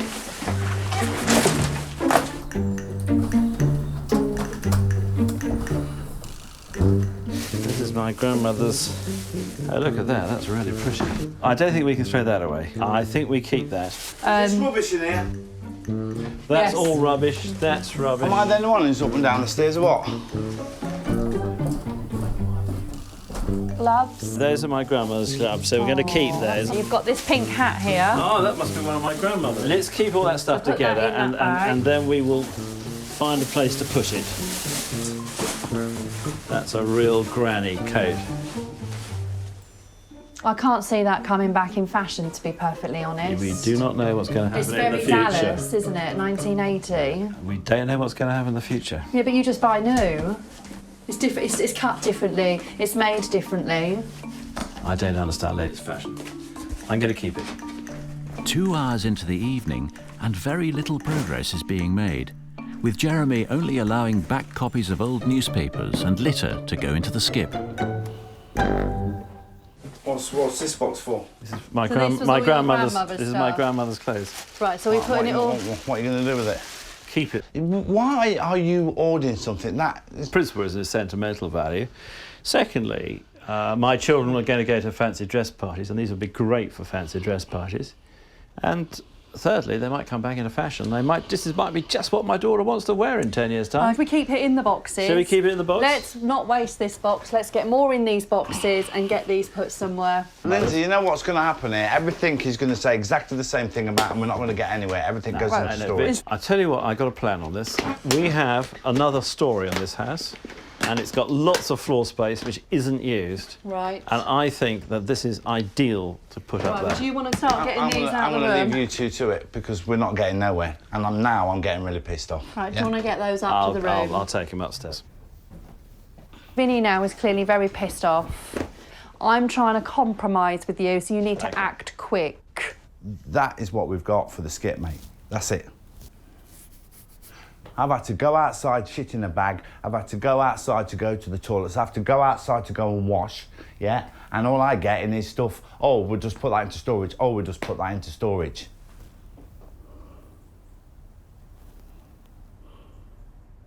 Should we have a look in this one, Jeremy? You can. Oh, wow, Look look, at some these. gold shoes. So what was your grandmother like if she wore shoes like that? Well, I've got a photograph here of her in later life, dressed in one of her many suits. Oh, right, she does look rather well-to-do. She was always elegantly dressed, very, very elegantly dressed. She was very much a focal point of my life, and she was like a second mother. Oh, that's And nice. that's why I'm attached to her clothes. How clean was the house when your grandmother lived here? I think one could say it was cleaner than it is now. When I first knew her, there was one full-time and 2 part-time staff in the house. So she didn't need to pick a Hoover up.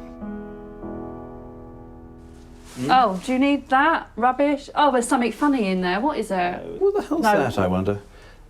It's a dead something or other, isn't it? Oh, You know, I tell you, but you've seen my ceilings. That was a dead mouse. It wasn't. Ah!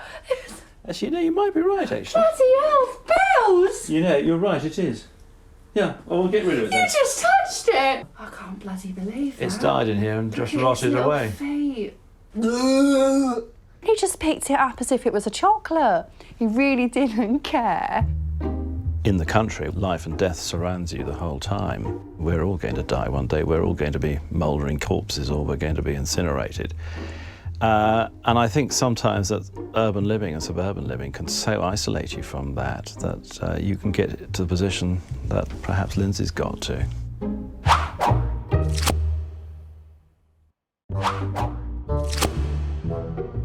It's the final day of the clean. Brithdeer Hall is just hours away from its relaunch as a top game shooting destination.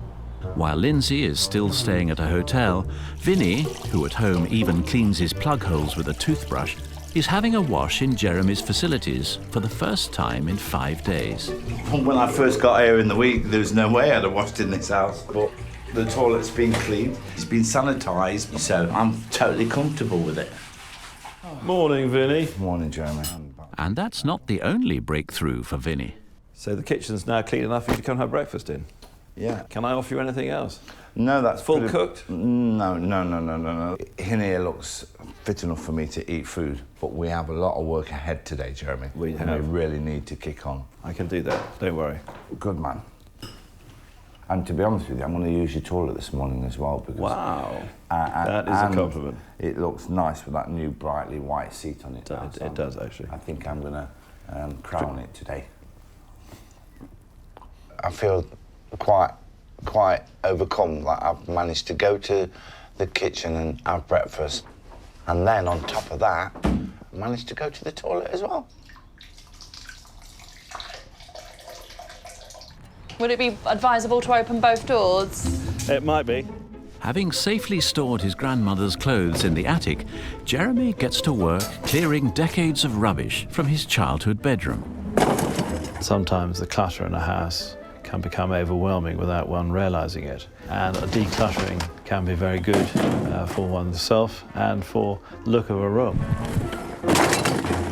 I realise now that I've let things slip and I shall be making a greater effort in future to keep on top of these things. This is the overhead throw. I now really need a wee. But it's not just Jeremy who is changing his habits. Lindsay is also boldly going where she's never gone before. I'm standing on the toilet. It was difficult, but I managed it, so I was really pleased. I now know that I can block off the senses and I can say, just do it, Lindsay. So I'm feeling, you know, overall really proud that I've done that. With the 5-day clean drawing to a close, Vinnie and Lindsay add the finishing touches as Jeremy's guests arrive for the final shoot of the season, which could herald a new era for Brithdeer Hall. The country set hope to enjoy a day of sport, followed by dinner in the revamped mansion. Vinnie, last shoot of the season, and you're coming to join us. Oh, excellent. Welcome to everybody on this rather windy January day. Let's hope we see some exciting and challenging targets. Before she came here, Lindsay couldn't even hang out the washing without fear of a pigeon falling on her head. It's raining, it's muddy, it's freezing, and I'm with birds, which I've got a massive phobia about. Really couldn't be any worse.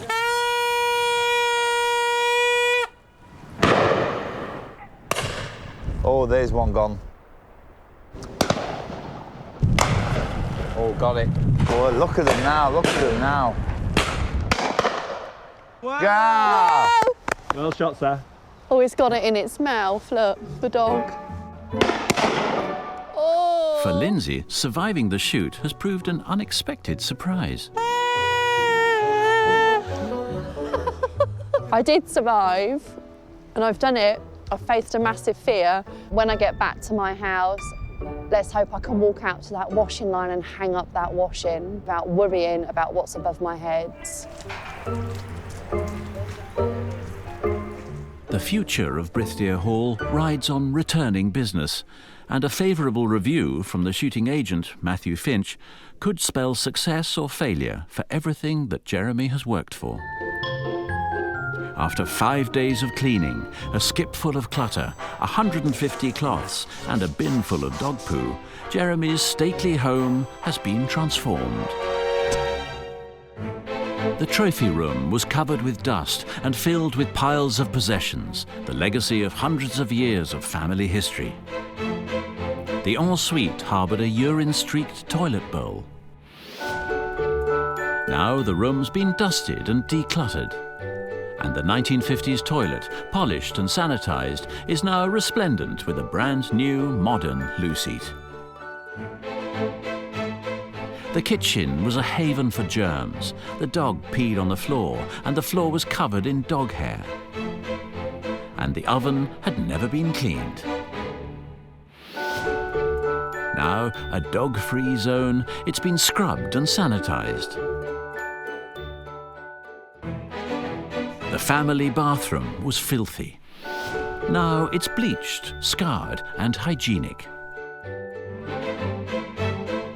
Jeremy's childhood bedroom was used as a depository for his grandmother's clothes and a collection of decades' worth of clutter. Now it's been transformed into a guest bedroom fit for the elite of the shooting world. There's a definite improvement in the appearance of the house. It smells clean as well. It smells fresh, bright, airy. Looks inviting, actually. It's just a complete transformation. Well, Matthew, most important thing, what's the verdict? I'm happy to recommend it. Really, really pleased to. That's fantastic to hear. Thank you. Thank you very much. Thanks, Barry. Bye. With the seal of approval from the shooting agent, Lindsay and Vinnie's work is done. Right, Jeremy, it's been a pleasure. Great, well it has for me too, and you're finally on your way. Yes, and I hope that you enjoy your new home and that you keep it pristine for me, because you never know, I might come back unexpectedly. This clean has been the hardest thing I've ever done, and I have struggled with every hour. Right, well, I'm not going to kiss you because no, I'm flaming cold. You know what I'm like anyway, but it's been lovely. And thank you very much. But maybe it's done me good not to think about what I have every day. I plan my meals, I plan everything I do is clockwork. And that clockwork cycle's been broken. And maybe I'll go home and just think below that stupid schedule. Thank you, Jeremy, for everything, really. All the best. And I hope that you stay in touch. Yeah, really. it would be lovely. Absolutely. Okay. Thank you for your help. Thank you very much. Bye. I do believe now I can face the fears that I had of dirt, grime, not washing. When I get home after doing what I've done here, I need to relax a little bit. But, you know, I think I can go back and slow down a little bit now. I have no doubt that by keeping my home clean and tidy, it will improve my business efficiency and the impression I give off to my clients. Cleaning needs to be moving up the list of priorities in future. I think that with the work we've done in the house and the improvements that we've made, that I think my grandmother will be turning in a grave rather less than she did before.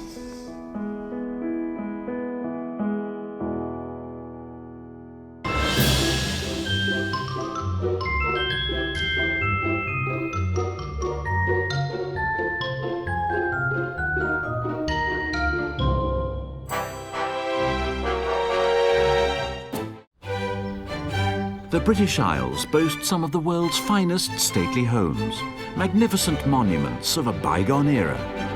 But behind these stunning facades lurks a dirty secret. If I don't do something, it's going to get to a point of no return. It's in a right old state and needs a right bloody good clean. Possibly got a bit out of hand, shall we say. But there is a radical solution. I like to hoover the air. For me, that's the peace of mind that I'm getting rid of a lot of particles. Now the nation's most obsessive cleaners are back to restore order to the country house clutter. Order means control. Disorder means chaos. Pairing up to face the grandest grime of their lives. There's poo everywhere. And to challenge their obsessions, they'll be moving in. Oh my God, that's where someone's bum's been. The way I'm feeling at the moment, I don't want to stay here. Right. The compulsive cleaners have just 5 days to clean up these rotting rooms. He's a dirty pig. I think she's being a little bit fussy. Can they change the fortunes of these mouldy mansions? Oh my God, look in the bottom of that toilet, for God's sake. Or have they finally met their match? This is where they butcher people. There's only one boss in this house, and that's me.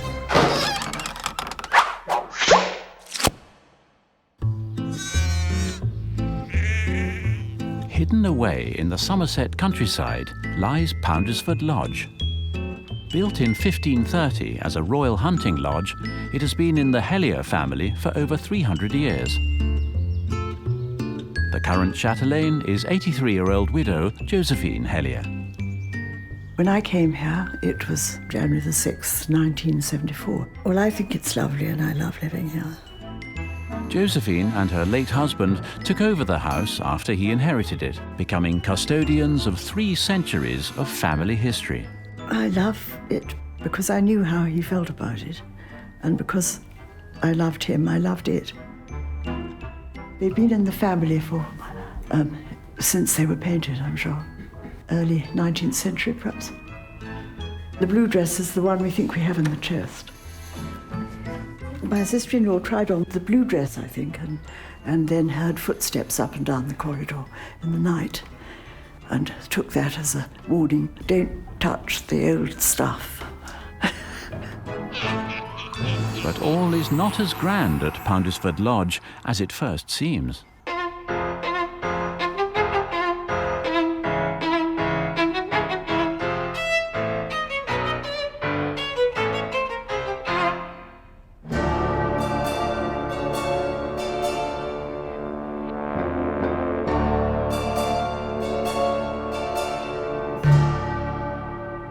There's a good growth of grass on the windowsill. Those were the days when you rang the bell and a maid rushed to the blue room. Now the servants have long gone, and Josephine has to manage the upkeep on her own. I think this has been accumulating for about 40 years or so. A mother of 6, she's determined to keep Poundersford Lodge in the Hellier family. but the financial strain is threatening to overwhelm her. Somebody actually the other day who said to me, "You must be very rich to live in a house like this."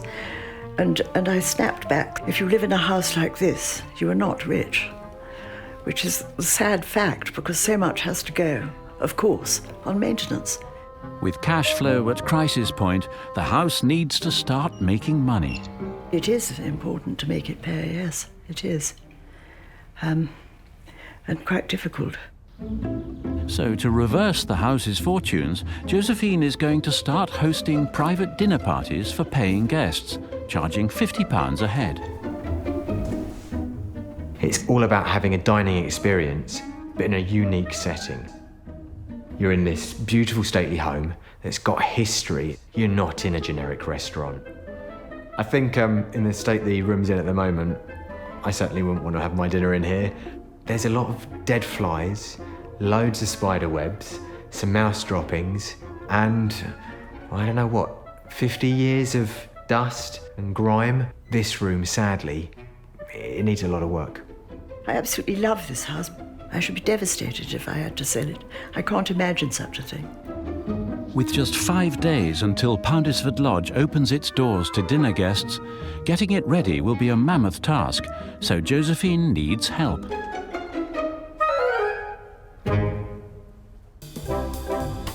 "53-year-old cafe owner Sandra from Port Talbot can clean her home for 4 hours a day and up to 9 hours on Sundays. I have an upstairs hoover, downstairs hoover, hoover for the garden, and then my Sunday hoover. And I don't like cross-contamination, so I use each one for each place. In Sandra's world, that's the way it is. These are my furniture wipes. She may not be OCD diagnosed, but Sandra likes to make sure every inch of her 3-bedroom house is germ-free.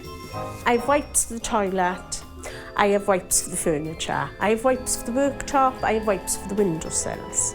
So all told, I probably use about 10 to 15 packets of wipes a week. But putting cleaning before all else has had an effect on family life. When my family are crying out for my attention, stop giving all the attention to the hoover and give it to the family. And that's really what I'm looking for. Joining Sandra is 40-year-old Richard from Northampton. Much better. Perfect. A self-employed businessman, Richard spends over 30 hours a week ordering his home with military precision. No pictures. If I had pictures up there, I'd have to be dusting them. I'm just a highly efficient, organised individual. I just like everything my way. Everything's got to be exactly how I want it. Everything's got to be in the right place. And Richard imposes this order wherever he goes. Messy shop aisles, you know, they do wind me up. Cans should be to the front, packets to the front, straight edges. Some people might see the way I am as a disorder. I see it as a gift. But Richard's talent for tidying does come at a price. They do work long hours, but then I'll spend the whole weekend just spring cleaning and organising the house. I would like to spend more time with my family and doing nice things, definitely. Hoping to challenge their obsessions, Richard and Sandra have agreed to spend 5 days at Poundisford Lodge, not just cleaning it, but eating and sleeping there too. I'm not looking forward to spending a week in somebody else's house. It's not guaranteed to be the way I want it to be. It's a bit of a daunting feeling, to be honest. Sandra and Richard have taken on dirty houses before, but this will be their grandest ever clean.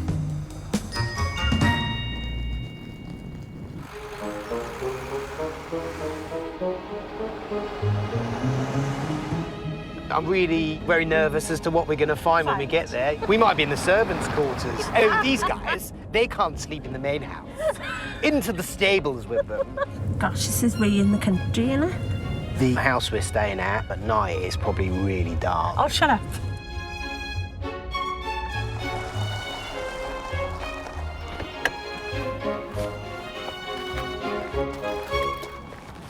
Look, Sandra, I think that might be the place. Oh my God. A nice haunted house for you. It does freak me out.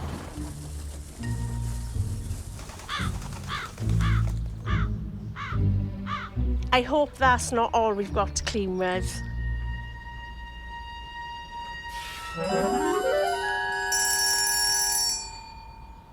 Hello. Hello. How nice to see you. Nice to meet you. I'm Richard. How do you do? Hello, I'm Sandra. How are you? Sandra. I'm very well, thank you. Come in. Thank you. This is a nice big room. It's grand, isn't it? Yeah. What area is this? This is the hall. Yeah. Where we can have meals at Christmas. It's nothing like my hall. Probably fit about 50 of my halls into this one hall. Yeah, yes. I like your pictures. They have your family? My husband's family, mostly. Oh, right. The lady behind you was supposedly Charles II's queen, Catherine of Braganza. Are you an aristocrat? What does that mean? Because you're very posh. Have you got a title? What makes me posh? Tell me. The way you speak. Ah, it's just the way I speak. You can learn to speak anyway. But have you got a title? No. No? No. The entrance hall may be reassuringly grand, but the rooms in need of help are just behind one of the many doors. This is the music room. And I'm afraid it's terribly untidy. It's got a lot of stuff dumped in it, hasn't it? Well, not dumped, exactly. Placed. Thank you. It's quite cluttery. It's like your messy drawer in your house. That's the one. But it's a room. The way I live my life is, if you use something, you tidy it away afterwards, you put it back. Like this, for example. Yes. That would have a place in my house, or... Well, it's got a place here on top of the piano. Just across the hallway is the drawing room. Wow. It is, I think, one of the most beautiful rooms in the house. This Have you ever cleaned this room? No. No, you say that so proudly. Of course not. How long do you think these cobwebs have been here? Well, they've been here for an awfully long time, my dears. Well, I always think spiders are quite useful. Really? Yes. What uses do spiders have? They eat flies. They've left a few. Yeah, they must have been full up. I'm just astounded that in 40 years you haven't found the time to clean the flies. I'm gobsmacked. Right. But as Josephine leads the way to the top floor bedrooms, the true extent of the house's horrors becomes clear. What the Oh my God. hell? Where'd you start? Really bad. You can't even walk in here. Oh dear, this is a bit of a mess. Ooh. Oh dear. Oh my God. Are you okay? Are you all right? I don't know, my heart is beating. It's freezing, to me, it's freezing up here. I don't know, it just feels, oh, I don't know, it's scary. All inside is like all, like, you know, like that, like all anxious, like a jelly, like a jelly on a dish. Sorry, Josephine, this one is kind of beating me. You don't like this room? No, not at all. Do you think there's A ghost? No. I'm sure there isn't. I find it a bit crazy, to be honest, living here on her own. It's a massive house. She clearly can't keep on top of it. She could do with like a little bedsit. I think that would be maybe more suitable for her. I've never seen anything like it. I'll be honest with you, there's no way I could live downstairs somewhere knowing that upstairs is like that. But Pandysford Lodge's worst horror is yet to come. What is that? That is a funeral baby. What? Well, a baby died, and they made an image of the baby to hang up. It was a kind of curse. And the doll has to stay in the house, and if it goes out of the house, somebody in the family will die. Of everything we've seen here, Josephine, that is by far the scariest thing. It's like something out of a horror movie, isn't it? They may find the contents of the house alarming, but the cleaners must spend the next 5 days tackling years of clutter and grime. But first, Josephine wants to lay out some house rules for her guests. Well, you're very welcome to Pounceford, and there are just one or two things perhaps I should say. Obviously, be so kind as to turn out lights and don't leave them burning all night because of the expense. Noted.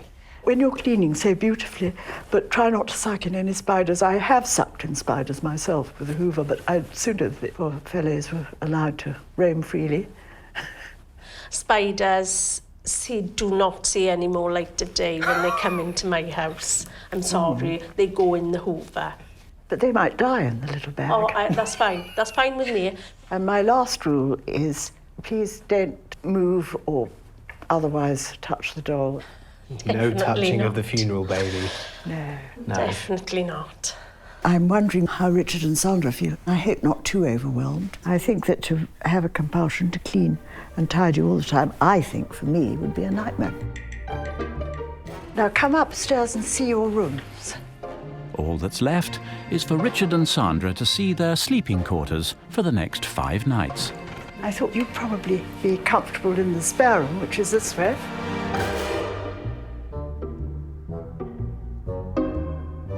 I can't honestly say, I'm thrilled by this room. I won't lie. I feel a bit nervous that the doll is quite close to me. I'm afraid wherever you go, the doll is going to be where it is. We can't really move him. I see. Okay. Okay. Now, Richard, would you come and see where you're going to be? Yes, indeed.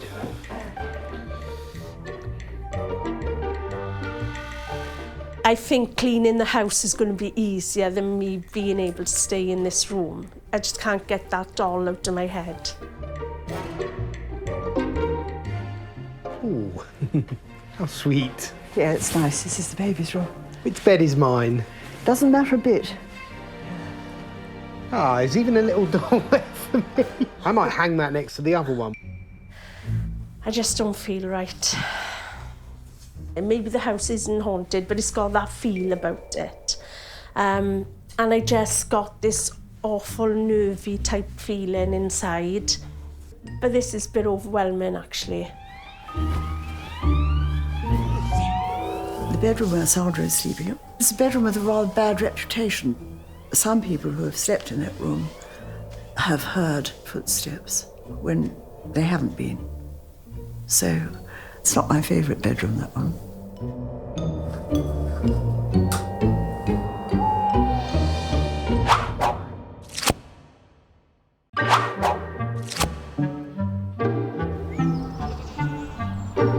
In Somerset, obsessive cleaners Sandra and Richard have survived their first night at Poundisford Lodge, a 16th century manor with a creepy reputation.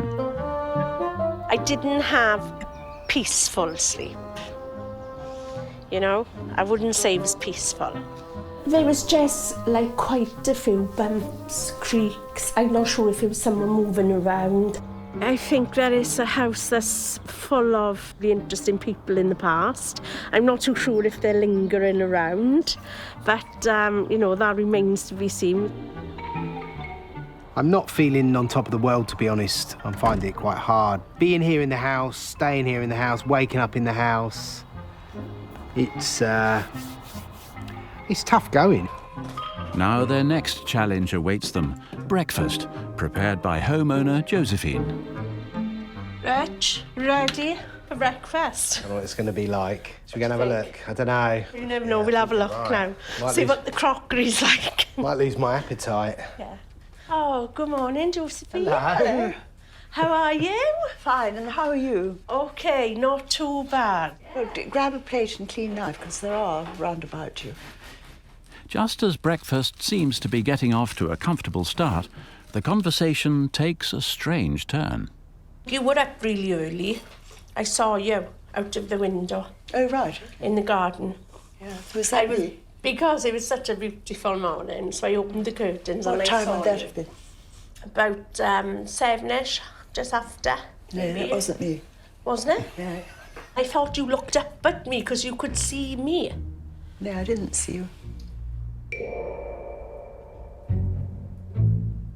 Just keep very calm. I'm sure it's all right. Is this place haunted? No, of course not. No? In my mind, I definitely saw Josephine this morning. There's no shadow of a doubt. I looked out the window and she looked up to me, definitely. And when she said she didn't, I thought, oh, hell. So I'm just, like, really mind-boggled. Right, well, can I get you anything else before? No, that was lovely. Perfect, thank you. Thank you very much. Good, well, see you later on. OK.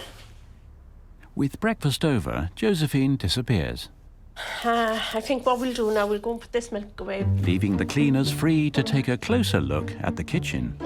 I don't like that smell. Oh man. What is it? Oh my God. What's that? And what is that? That stinks. We've just eaten breakfast. Do you think anything's come out of you? Yeah. It's a mozzie. That's disgusting. How did that even get in there? I reckon you had a bit of him in your butter this morning. What on earth is that? Dunno. Looks like frog spawn.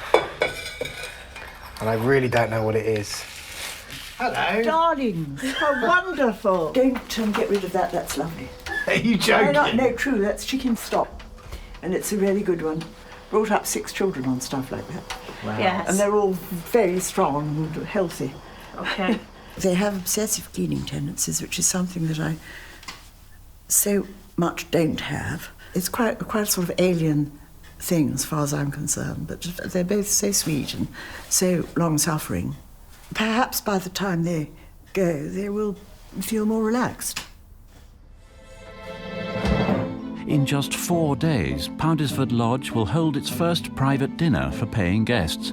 So Richard and Sandra will focus on the 4 main rooms for guests to use. Downstairs, the music room and the drawing room, which will host the dinner itself. And on the top floor, the blue room and the orange room, which will be offered as possible guest accommodation.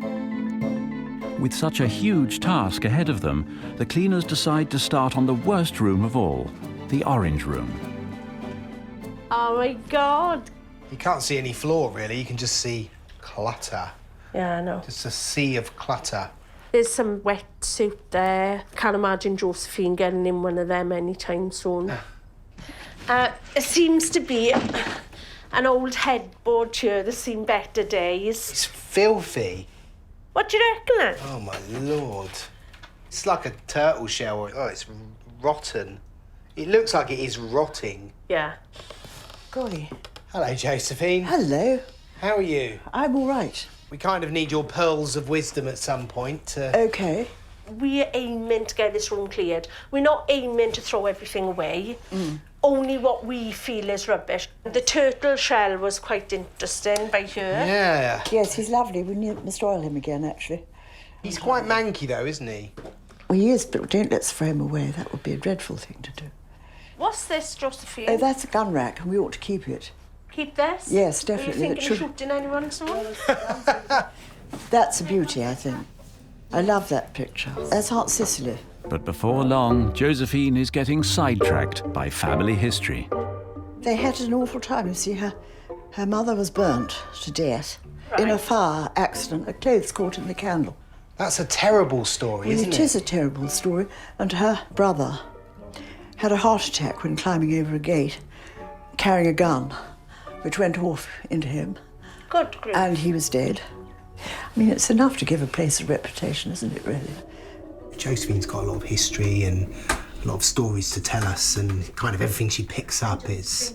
there's a story attached to it or a memory. And, you know, I guess that kind of thing, that's what that breeds this culture of clinging on to stuff and holding on to stuff. Josephine moved to Poundisford Lodge with her husband, Vincent, 42 years ago, when it was almost derelict. When I saw it, I think he thought I was going to say, no, I can't possibly live there. What I would have lived with him anywhere, anyway, because I was extremely in love with him. When we moved in, it was very dark and gloomy. It was not pretty. It was deeply sad. Vincent's family left the ancestral home in 1946, and it was rented out for the next 30 years, falling into disrepair. When the couple moved in and made it their family home, they set about restoring the house together. I have devoted myself to the house because Vincent loved it so much. it meant a huge amount to him. But Vincent died before they could finish the house. With rooms still untouched, Josephine became the sole custodian of the Hellier heritage. So many things are stored there quietly in layers. And this is past. And the past was a lovely time when Vincent was alive and we were exceedingly happy together. That is a wrench, because a lot of it is, I suppose, lying there, undisturbed. With 40 years' worth of family life mixed up with centuries of family history, the sorting process is proving to be a challenge. What's the book situation, Josephine? I can see some here. Yes, I think we'd better keep all books. Keep all books. With only 3 days until the grand dinner evening, progress so far has been minimal. So far, what we've identified is the mattress, the headboard and the tennis rackets. That's what we're going to get rid of so far. It doesn't seem like an awful lot of stuff. It's a start. It is a start, but it's a very small start. I feel like from this time yesterday, we're no further ahead. You know, because we've been in there for hours and cleared 3 things. Just 3 things. Turtle shell is for keeping. If we carry on at this pace, it's just game over, you know, because we're never going to get it done.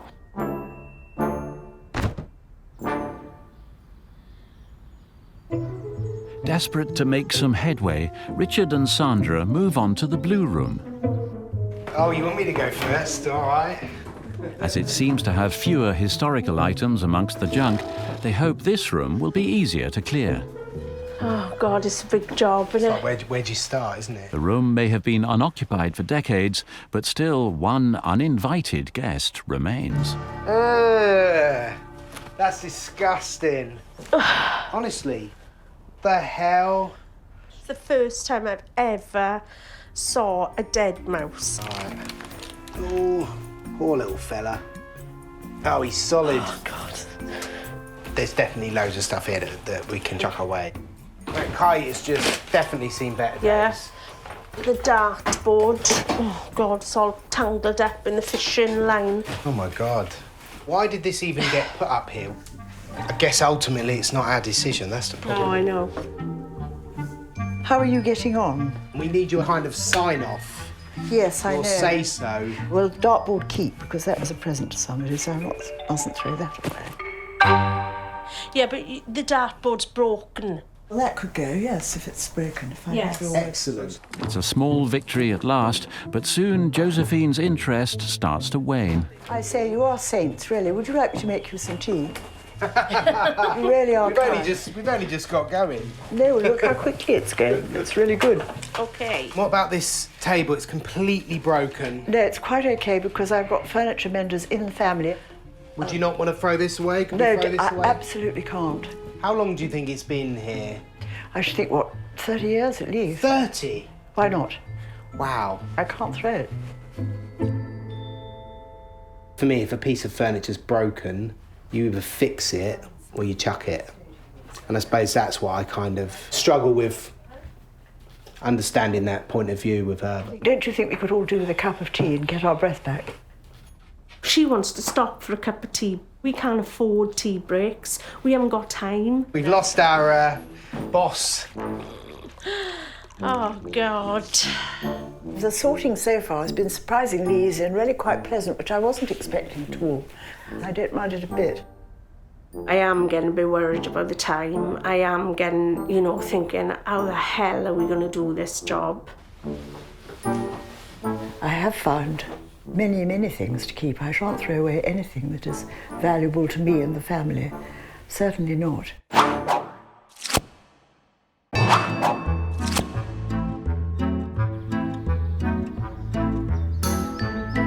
Cleaning-obsessed Richard and Sandra are midway through a 5-day clean of Poundisford Lodge, a 27-room manor in Somerset. Probably sucking up 50 years worth of dust here. It feels good to get it looking a bit cleaner at least. But homeowner Josephine is still clinging to any belongings from her past. With only 3 days until Poundisford Lodge is due to open as a private dining destination, the cleaners have decided to get heavy. This is progress. Yeah, this is definite progress. But there is one person who is far from impressed. Take it away. Josephine! Yes! What do you think of the skip? It's appalling. I can't imagine I've got as much stuff to throw away as all that. It's enormous. For Josephine, an acclaimed ghost story writer who brought up her 6 children here, cleaning is a long way down her list of priorities. It's more important to fill one's role as a friend, a lover. All those things are more important than just being clean. There's a life. Cleaning to me is not life. To me, it has no moral value. With Josephine still digging her heels in, the cleaners need backup. James Rylands, an auctioneer with 35 years' experience, could be the key to sorting the gems from the junk in the top bedrooms. Here we go, James. This is our challenge. We're not making much progress. You have got your work cut out for you in here, haven't you? There's bits of everything. But it doesn't take James long to unearth his first find. Well, here's a bit of old social history you don't see very often these days. Richard, can I pass that to you? It's quite heavy. That's quite heavy, isn't it? I think I probably got the better half of the equation here with a stand. So we got a really nice Edwardian, so over 100 years old, dinner gong. Do you know what the sad thing is? If I was rummaging in the corner and I found this, I probably would have thought it was like an old bin lid or something. Just launched it in a skip. And the treasures keep on coming. There's the name on the top, to Hellier. Oh, wow. Look at that. Because it says Scott & Co, Hatters to His Majesty the King. So around about 1910, maybe. Now, Richard, I've got to do this. Don't you think to the manor born? No, naff. Oh, no, so cruel. It's actually still in remarkably good condition, with its original leather case. So not to be thrown away. The cleaners also want James to settle a dispute they've had with Josephine. One thing we found was that big turtle shell. Yes, that's a nice example. Gosh, look, you can still see part of the spine on it. I think it's horrific. Basically, they were brought back by sailors in the 18th and 19th century from all over the world. Yeah. And believe it or not, there's actually quite a good big market for this. So that's 500 quid just sitting there. I nearly threw 500 quid in the skip. We're going to treat that with a bit of care. Treat that with a nice bit of TLC. There's any number of plastic suitcases, old plastic briefcases, you know, old stereo equipment, and that's the stuff that we should really be getting rid of. Armed with new advice of what's worth keeping, Hello. We need to have a little chat. the cleaners want Josephine to face her demons once and for all. We want you to throw away some of your old junk. Well, the trouble is that with one's personal things, it's a question of how much it's worth to my heart. Should we look at each thing in turn? You can, and then you'll see what I mean. Yeah. What about this, Josephine? I think I better keep it. I'm sorry to be disappointing. I can see your fallen face. That I have to have, because I think it was my father's. Oh, golly. I think we've had it. I think it's going to let some rain in if you put that up. I think so. I know, well, that can go then. You don't go in after it and get it out again. I'll be watching. That can go in the skip. Yeah? What, no argument? No argument? No, because that's no good to a pony. That's not bad, is it? First 2 items.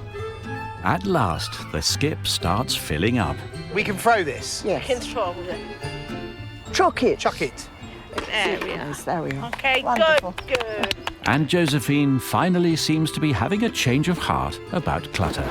It's absolutely empty. Let's chuck it. Yeah.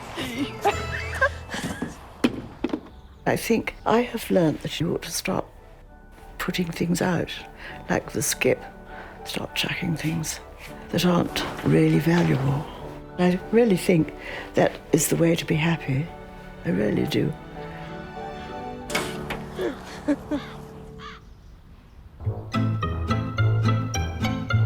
The clear-out may be underway, but with the grand dinner just 2 days away, Richard and Sandra want to see just how perfect the house needs to be.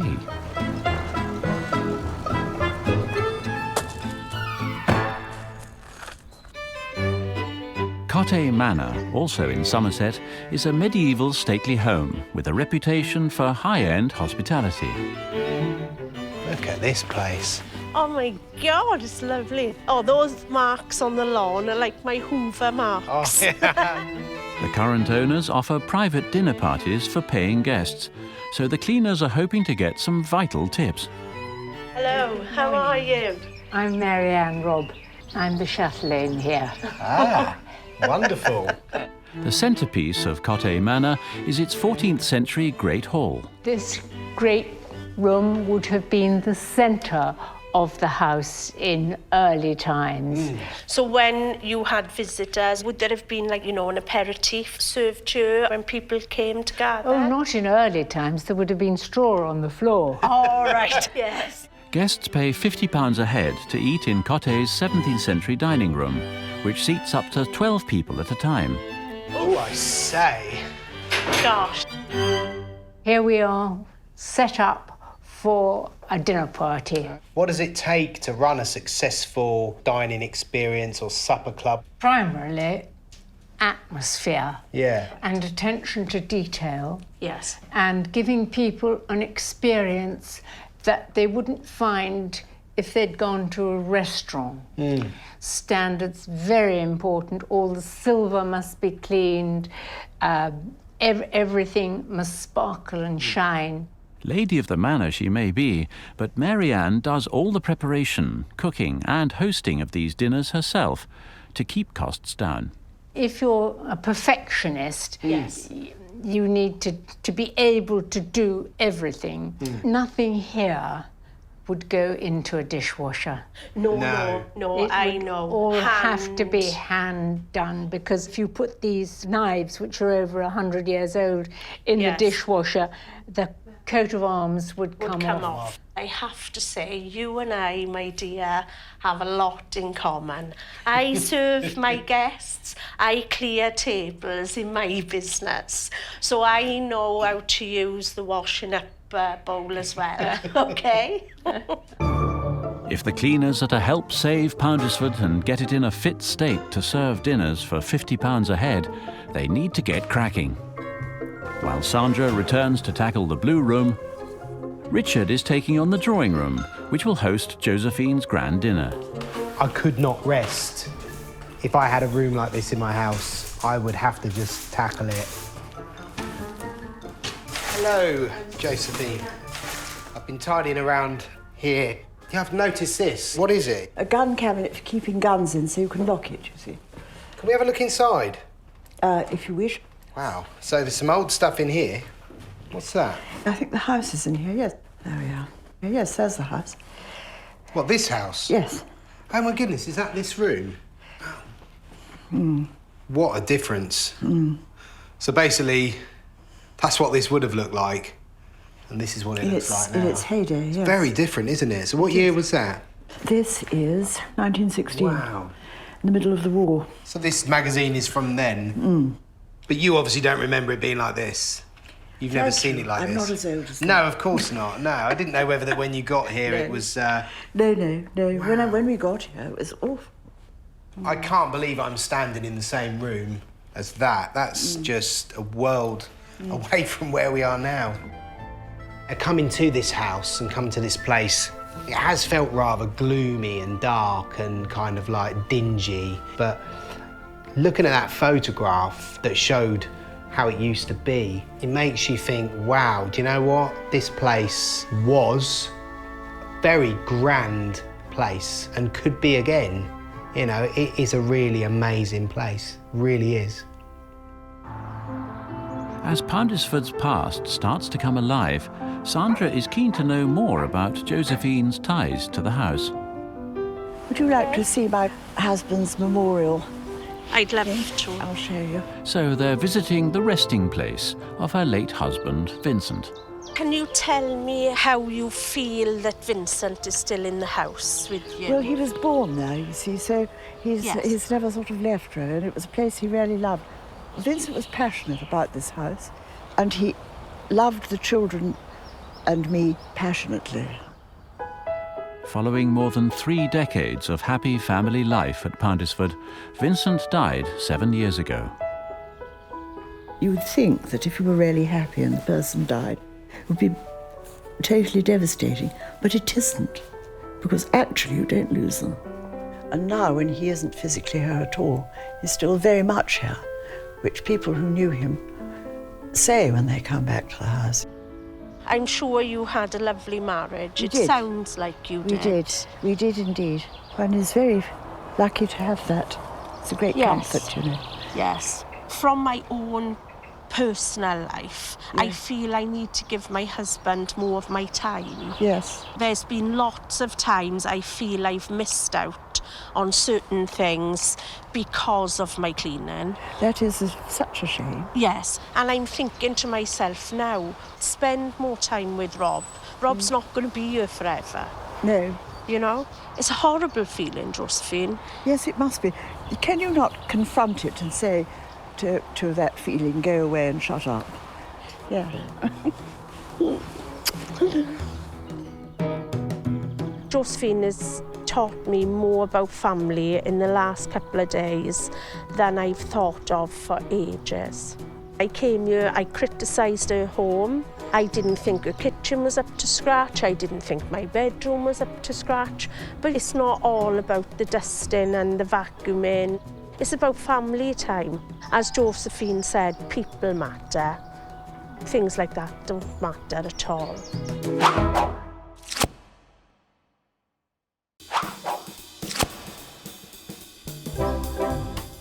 It's the final morning of Obsessive Cleaners Richard and Sandra's 5-day stay at Poundisford Lodge, where Sandra is still struggling to live with one resident. So freaky. I don't think me and the doll will ever be friends. In just 6 hours, Josephine Hellier will be hosting her first ever private dinner party for paying guests. So, with the clock ticking, Richard has her on a 3-line whip to deal with the 4 decades of flies in the drawing room. Oh, look at that. I hope there aren't any spiders. They're certainly all dead, anyway. Yeah, they're going to a better place. They went long ago to a better place. That looks a lot better, doesn't It looks lovely. Look how nice the wood is. Yeah, that was hidden under all those flies. I thought I did that rather well. No, it was good. Does that make you feel better? No, I didn't feel bad before. I'm getting excited now. You know, time's marching on. But there is still work to be done as the cleaners add the finishing touches to a clean which has pushed them to the limit. I feel like about 90 years old. I feel like I could sleep for 90 years. After 5 days of cleaning, one eventually filled skip, many dead flies and the odd spider, Poundisford Lodge has been transformed back to its former glory of 100 years ago. The Blue Room was an unwelcoming dumping area, home only to bits of broken furniture, a grassy windowsill, and a fossilized mouse. Now it's been cleared, cleaned, and the piles of rubbish skipped, making space for an inviting bedroom. The Orange Room was piled to the ceiling, a place where family heirlooms were hidden under heaps of junk. Now the rubbish has also been skipped, and the treasures have been rescued, displayed for family and visitors to enjoy. The future of the house rested on restoring the once ornate drawing room, shut off for generations, just a graveyard for flies. At last, after 100 years of neglect, the flies have gone, and it is the jewel in the crown of Poundisford Lodge once more, ready to host even the grandest of dinners. Right. Honestly, what an absolutely beautiful, beautiful transformation. Yeah. I think it's just astonishing. I really do. Isn't this nice for supper? I think it is amazingly nice. It's certainly brushed up all right, hasn't it? Yes. No dead flies in here now. All that remains is for Josephine's friends and family to gather, ready for the first grand dinner at the house in years. Would everybody like to go into the drawing room? Dinner is about to be served. How beautiful. It's nice, isn't it? Yeah. On the walls, lovely colour. Yeah. Helping out with the dinner is Josephine's daughter, Charlie. I think the transformation is really amazing. You can definitely see, you know, for us, a sort of future path carrying on with the supper clubs here. I'm really grateful to the cleaners for all the effort they put in. Among the guests is Vincent's sister, Angela, who grew up at Poundisford. The drawing room was totally empty all my life. That's been totally empty. So to see it now looking habitable is wonderful. The transformation is amazing.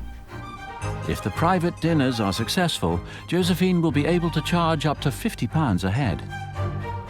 What a change. This is 10 times better. The rooms now feel like a proper dining room and bedrooms that you can imagine sleeping in. I'd definitely recommend this as somewhere to come, eat a great meal, experience the building itself and stay overnight. When I first came here, I did describe this house as like a horror movie. But since getting to know Josephine, I think that her love story with Vincent, the love that they shared, was so strong. Now I feel that there's a warmth here that I didn't detect when I first came. Vincent would be very happy with it. He would love to see it, and I no doubt, I really hope he can. I come here with a mindset of the way I live my life. Time to say goodbye, Josephine. It's been wonderful to meet you. And trying to impose that upon Josephine. And keep the place tidy, please. I'll do my best. But some of the way Josephine lives her life has kind of rubbed off on me. It has kind of made me think a little bit about how I live my life. And maybe there's some changes to be made. Goodbye, and thank you so much. Thank you very much. Take care of yourself. I think that for me, Josephine sums up in one word: family. She would think the dishes can wait. Now I realise that when my children come over, sit back, kick my slippers off, enjoy the conversation and the hubbub. You haven't seen the last of me. Good. Take care. Because family time, there's something that you can never get back. Thank you. So much. Thanks, It's been a Josephine. lovely visit. Thank you. Bye-bye. Bye-bye. If you think of the house as a huge and complicated jigsaw, and all the savage work that there's dear Sandra and Richard have done, a huge piece of jigsaw is now back in place.